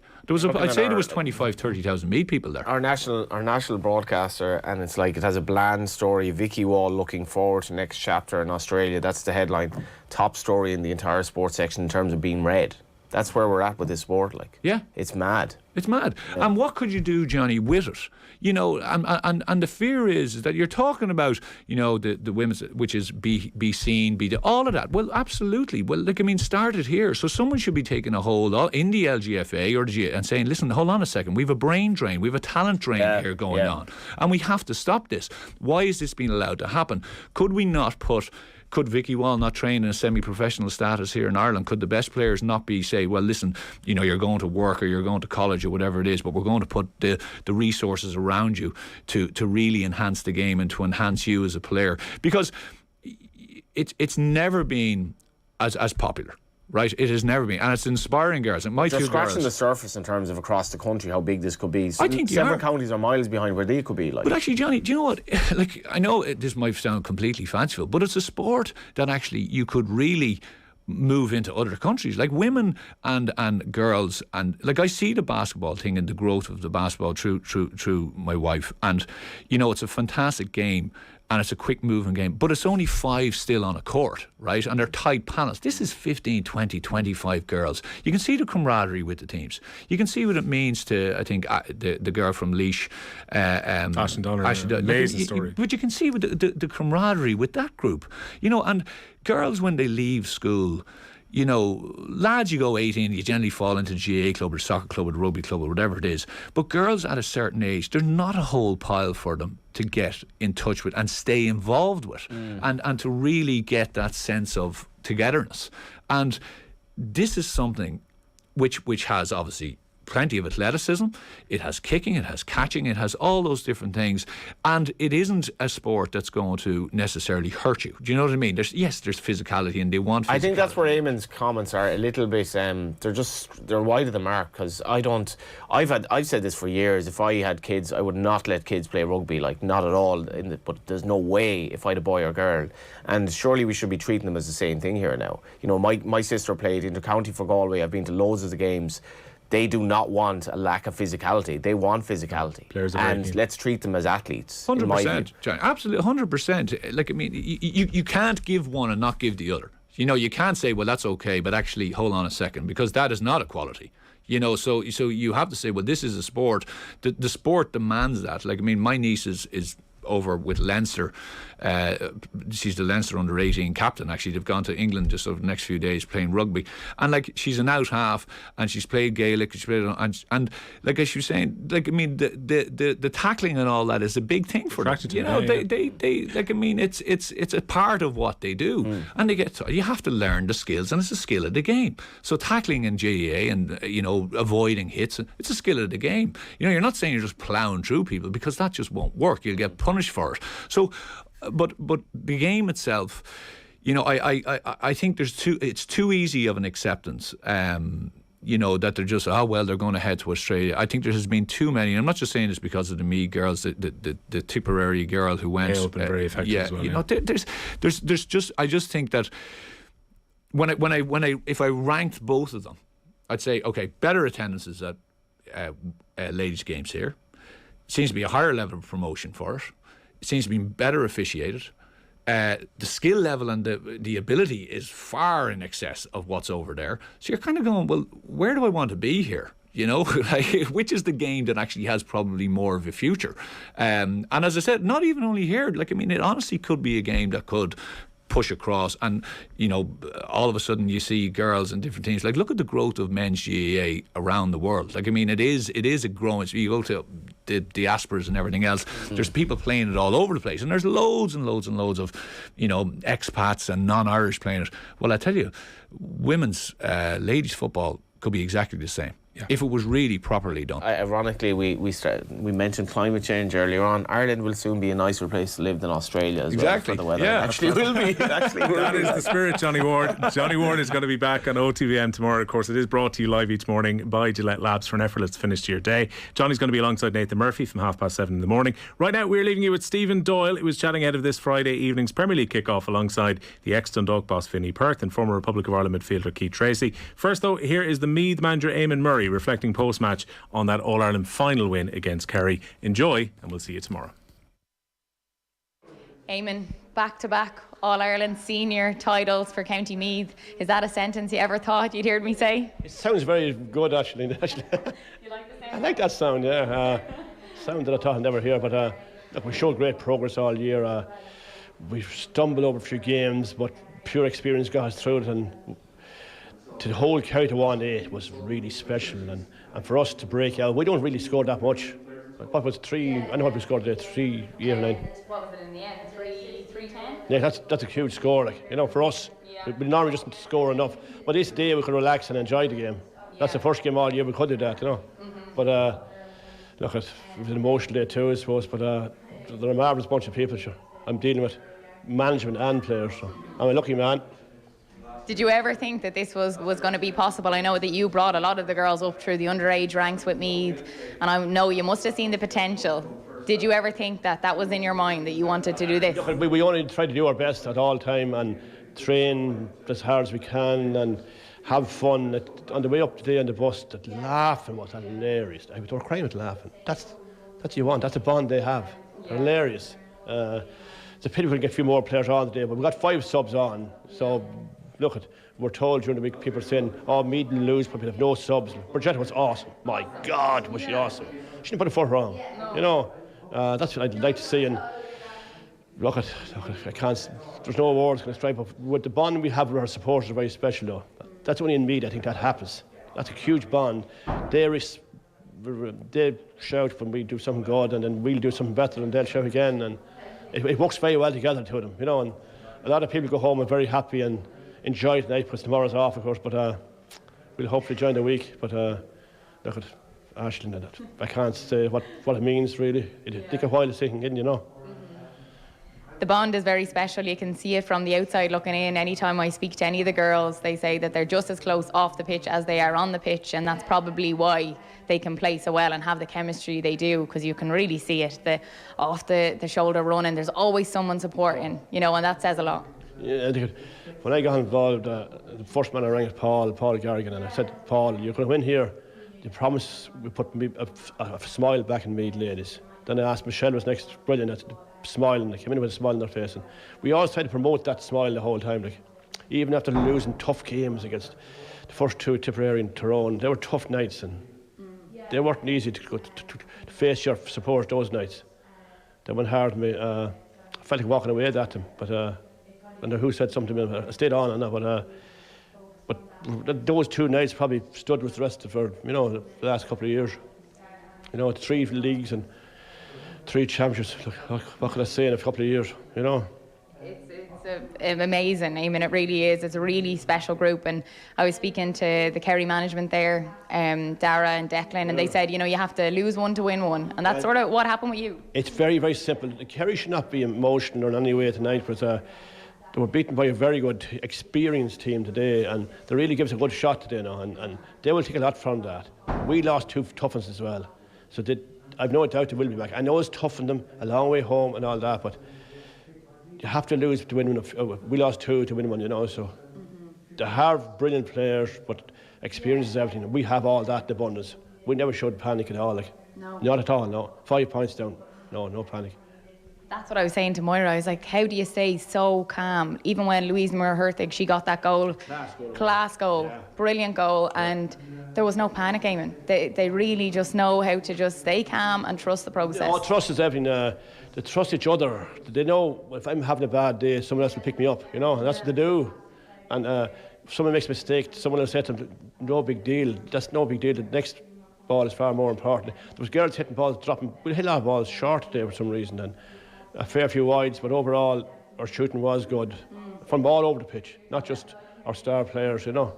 They were well marked out today, but Nevy there, and my God, scored, and Emma Troy won one, Bridget had a brilliant goal. Like, what can I say about them? Yeah, Neve has been around a long time in Meath football, and her performance out there today, some of the scores she got, you know, they were from out the field. She was dummying from distance, and then obviously to get that goal at a crucial moment as well. I don't know how she does it, and she deserves it. But you could give it to 3 or 4 different players today, but I'm delighted for her. It'll mean a lot to her, that now, a lot, you know. But I wouldn't expect any difference. She's a brilliant player here last year in the round final as well. She had 3 or 4 that day as well, and we kept our best to last. We did the same today, so that goes down to our coach and Paul there and all them lads, and Eugene at the strength condition. He knew he got them right on to the minute, to the day, to the second. With 2 weeks off, we didn't do a lot. We just went through the same routines, the same kick out, the same attack, the same holding on to the ball. As Murray just said it there, you do the same thing over and over again, and it works, you know. Because the conditioning of them is something else, you know, to be able to get down in defence and then attack as well, and then be able to get back again if it does get turned over. And then there was heat out there today as well. Yeah, it was funny looking at the weather all week. So, oh my God, the weekend is going to be dreadful. It's going to be lashing rain today and all this. Even Friday said it. The next thing it said yesterday, look, tomorrow's the best day of the weekend, but still that's not good if the other 2 days are lashing. But look at the weather we got here today. Where did that come out? Someone is, well, I was at Mass this morning, so maybe that was it. But someone is praying for us. No, I mean that. It was just magic. That's the day we want. We don't like the wet days and wet windy days. We just love that pure, perfect pitch, the perfect, you know. But look, what can I say? Orla got her big bang before half time, and we were a bit worried about her coming on, but nothing's going to stop her today. Like, class player, you know. She can go off to Australia with her head held very high. Yeah, that's probably a tough subject for you to see them go. Yeah, what can I say? She's having her 21st tomorrow night, so as we heard. Yeah, tomorrow night. She'll be back though, you know. It might be tough for me, our parents, a lot tough for them, you know. And there's Vicky going obviously as well, and maybe a few other girls that are. Going as well, yeah. And then we've Aveen is travelling too. Yeah, 4 gone, but so at least give us a bit of a warning. We don't know what's going to happen. Who knows who's going to be? Management is going. Most of the management can go on as well, so who knows what's going to happen? Most of the management will go. Oh, right. Well, they did last week. What change after today? No, yeah. They want to taste the success again, Eamon. Well, then going, they did a brilliant job for Meath, and so they don't hold Meath anything. So I wish them all the very best. Yeah. How much are you looking forward to these celebrations now over the next few days? Last year was pretty mental, Eamon. It was a bit mental, all right, but yeah, I'm looking forward to it. At the week, I took the week last week off, next week off, and the following week I'm in holidays. Brilliant. There won't be a liver or anything left for me. You'll never go back to normal after. Never. What is normal anymore? Jesus. Well, Eamon, it's incredible. Back to back, All Ireland winning manager. Insane scenes out there from the supporters. You know, all the Meath supporters, you've given them days out in Croke Park. It's took a while to get back here, and now it's normal for us, you know. There's a lot of Meath people coming out now that it's normal to go to Croke Park with the Meath jersey on. Thanks, Ashton, and thanks for everything for the last few years. And a blow for Pats as well, Vinny, going out of the Cup at the first round. Yeah, Pats are really, I know their fans love the FAI Cup, and so that will really hurt them, and shows you the difficulties of coming out of Europe and going back in. Now, let's continue with our Premier League preview, Keith, because I want to take a look first at the champions, Manchester City. Myself and Brian Kerr were there on the last day of the season. they so nearly let it slip on the last day, but they did what they had to do, and they beat Aston Villa and they claimed the Premier League trophy for the 4th time in 5 seasons. And it is interesting then when you look at the transfer goings on at Manchester City, and you have to say some good business done by Manchester City. They didn't spend a huge amount. Well, they did spend a big amount, but they seem to recoup that from the transfers out. So in come Erling Haaland and Calvin Phillips from Borussia Dortmund and Leeds United respectively, a striker and a defensive midfielder. But they've let go Gabriel Jesus and Alexander Zinchenko to Arsenal. Raheem Sterling goes to Chelsea. Bazunu, as we've mentioned, goes to Southampton, and Fernandinho, the club captain, goes back to his own hometown club back in Brazil. But I suppose the interesting thing about City is they have no fear about letting players go to rival clubs, which we see some Premier League clubs don't like doing. But I suppose the column out is just as interesting as the column in for City ahead of the new season. Yeah, it's one that we're not really used to with Man City. They're letting a lot of players go, and look, I think they're still strong. They're still really strong in their squad, and I'm an Arsenal fan, so I'm delighted that they've let Jesus and Zinchenko come to us. But really, in the grand scheme of things, I think obviously Man City, with the business side of it, will look at it and think, are Arsenal going to push us for the Premier League this season? The answer to that question was no. Will Gabriel Jesus and Zinchenko make them challenge for the Premiership this year? The answer is still no. But we're moving forward under Mikel Arteta, and I think that's why the Arsenal fans are happy with it. 2 great signings, but Man City have let a couple of people go, but with Erling Haaland and Calvin Phillips, I don't think Phillips will come into the squad straight away. I think Rodri has obviously nailed that position down, but like they did with Fernandinho and Rodri, they brought Rodri in to learn under Fernandinho. I think Calvin Phillips will be there. He'll learn for a little while and then he will come into the squad. But look, Erling Haaland yesterday wasn't great. He won't play against Virgil van Dijk every week, we know that. He a prolific goal scorer, and one thing for me that struck me in the game yesterday was that Erling Haaland, a lot of his goals come from balls into the box, like the early crossing behind. Manchester City don't do that an awful lot because they like the build-up play. So I think there will be a little period of getting used to each other, you know, De Bruyne and Haaland getting an understanding with Bernardo Silva as well. So there will be a little period to click there, but look, City are very strong, and for me, it's going to be a straight shootout again between them and Liverpool. We'll talk about Liverpool, of course, shortly, Vinny, but we've seen the 2 clubs sign a big number 9. It's not something necessarily Pep Guardiola has been known for throughout his career as a manager at Bayern Munich, at Barcelona. We know he didn't, in fact, famously I won't say true, but he got rid of Zlatan Ibrahimovic, who he fell out with. He's never been a big fan. In fact, he's almost like contrarily not used a number 9 in his time at Manchester City, the so-called false 9. This was an interesting signing with Erling Haaland for that reason. But the thing about Haaland is as well, when you see a lot of his goals for Borussia Dortmund, he does latch onto those pullbacks from the touchline quite well. He's a good finisher.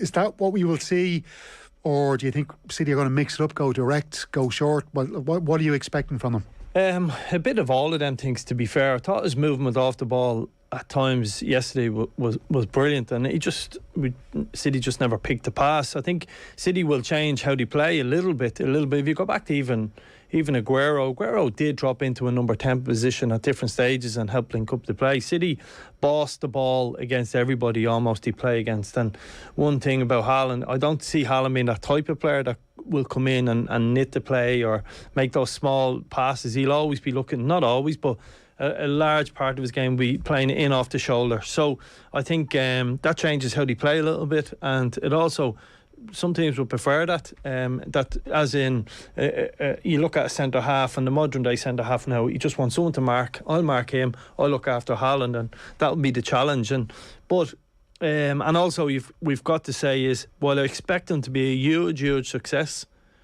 they didn't pay big money in the grand scheme of things. Yeah.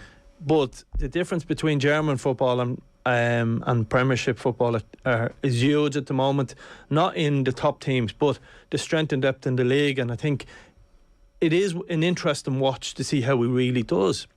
Does he end up with 20 plus goals, or does he just go into the early teens? And it will be fascinating to see. But as you said, pullbacks, all of that. City are renowned to getting to the end line in many different ways. So look, I think he'll be a success there. But what's fascinating, what we all love about football, is there's question marks over it. As in, it's not a new style, but it's certainly a change of style, and also it's a new league for such a a phenomenal player that we've seen from the outside. Let's see how he adapts to Premiership football. It will be interesting. He could feed a lot, Keith Tracy, off Jack Grealish, who's had a pretty good pre-season. You know all about wing play, and Jack Grealish maybe didn't figure as much as he would have liked to last season. And we do know that Pep is very slow bringing new signings into his teams. He usually lets them wallow a little bit before he, I suppose, gives them that opportunity to become a regular player. Do you think we'll see more of Jack Grealish this season? And do you think himself and Holland could become a really good partnership? I think Erling Haaland, I think he'll get a relationship with De Bruyne, with Bernardo Silva, maybe even with Riyad Mahrez a lot quicker than he will with Jack Grealish, just because he's so hard to read. You never know what Jack is going to do on the ball. And I mean that in a good way, but I also mean that in a negative way. If you're a striker and you're making a run across the front post and the ball doesn't come because Jack is, taking his time in it, and then he comes back and you make another run and it doesn't come again, the third time you're not going to do it. And then inevitably the ball will come. So I think that'll take a little while to click. I have to say, I'm not a huge fan of Jack Grealish coming off the left. I don't think he is productive. He makes things happen, but there's so many times, even yesterday, where he had I think it was Matip up his back and Bernardo Silva's 5 yards away, pass, and he'd rather be fouled than actually just move the ball quickly. And just little things like that just seem to grate on me. But look, he's also very safe as a footballer, Keith. He is very safe, but I think that's bred into him from being a left winger. He's obviously very good through the middle with Villa, and now he's out to the left, and it's difficult, and he doesn't feel quite as comfortable as he does. And more often than not, he just takes the safe option, because people nowadays, defenders very rarely jump in, so he walks with it, goes to a certain point, and then he passes the ball backwards. And for me, that's just not productive enough. When you look at Riyad Mahrez, he will run at you and he will make things happen. He'll go left, go right, play 1-2s. So for me, not great. It's not at his best at the left. So I think Haaland will probably make an understanding with De Bruyne an awful lot quicker. They'll have an understanding, and Bernardo Silva. So I think there will be an understanding there, because good players like to play with good players. But for me, it's just a little bit difficult to read at times. Finney, at the back, there were question marks over Manchester City last season, because I suppose we saw maybe just some deficiencies in the players that we thought the season previous were so good. Ruben Dias showed he can be a bit vulnerable at the back. John Stones, we know, has never been a solid defender all the way through his career. Nathan Ake, Guardiola just doesn't seem to trust him to leave him in his team there for so long. Now, it does seem crazy kind of questioning the centre backs at a team that won the Premier League title, but are those issues that could raise their head over the season? Yes and no. I suppose when you're going to dominate the ball so much, when you're going to be the team on the attack quite often, then it's not as important role as he used to be. So you look at someone like Cancelo. Do we really examine his defensive qualities, or are we more in love with his attacking play? And it's his attacking play, and that's why playing with the top teams, you don't need to defend for 90 minutes. You don't need but do they get caught out at different stages? Kyle Walker at times defensively gets caught out, absolutely. We've seen Laporte, Stones, as you said, all of them at different stages.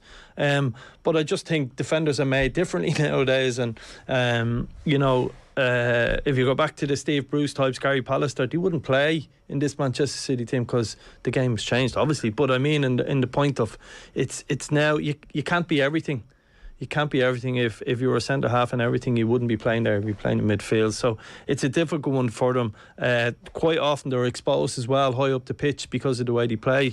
So the very best teams who have all the ball are vulnerable to counter-attacks. But I don't see that as a real issue, but I do see why they're looking to bring someone in. They definitely need a full-back. They go after... Cucurella from Brighton is one that they're looking at. It looks like that's about to happen. It's just a matter of agreeing whether it's 15, 30 million or 35. So you can see, and I think Cucurella is brilliant as well, and probably a better defender than Cancelo, but Cancelo is just world class going forward. Again, it's what do you want? It's this battle of styles. Do you want, you can go, if you think of Liverpool as a prime example, do you want Trent Alexander or do you want, Kyle Walker? Personally, I'd have Trent Alexander all day long and forward, knowing that every swap he's going to be cut out. And it's just a battle of styles, and it's the modern game, and City's defenders sum up the modern game now. They sure do. And just to finish on City, Cucurella, as Vinny mentions there, Keith, he had a brilliant season at Brighton last season. 15 million they brought him in from Getafe. and he just really, I think he exceeded expectations at Brighton. He's a player that could offer a real threat for Manchester City, both in attacking sense, but also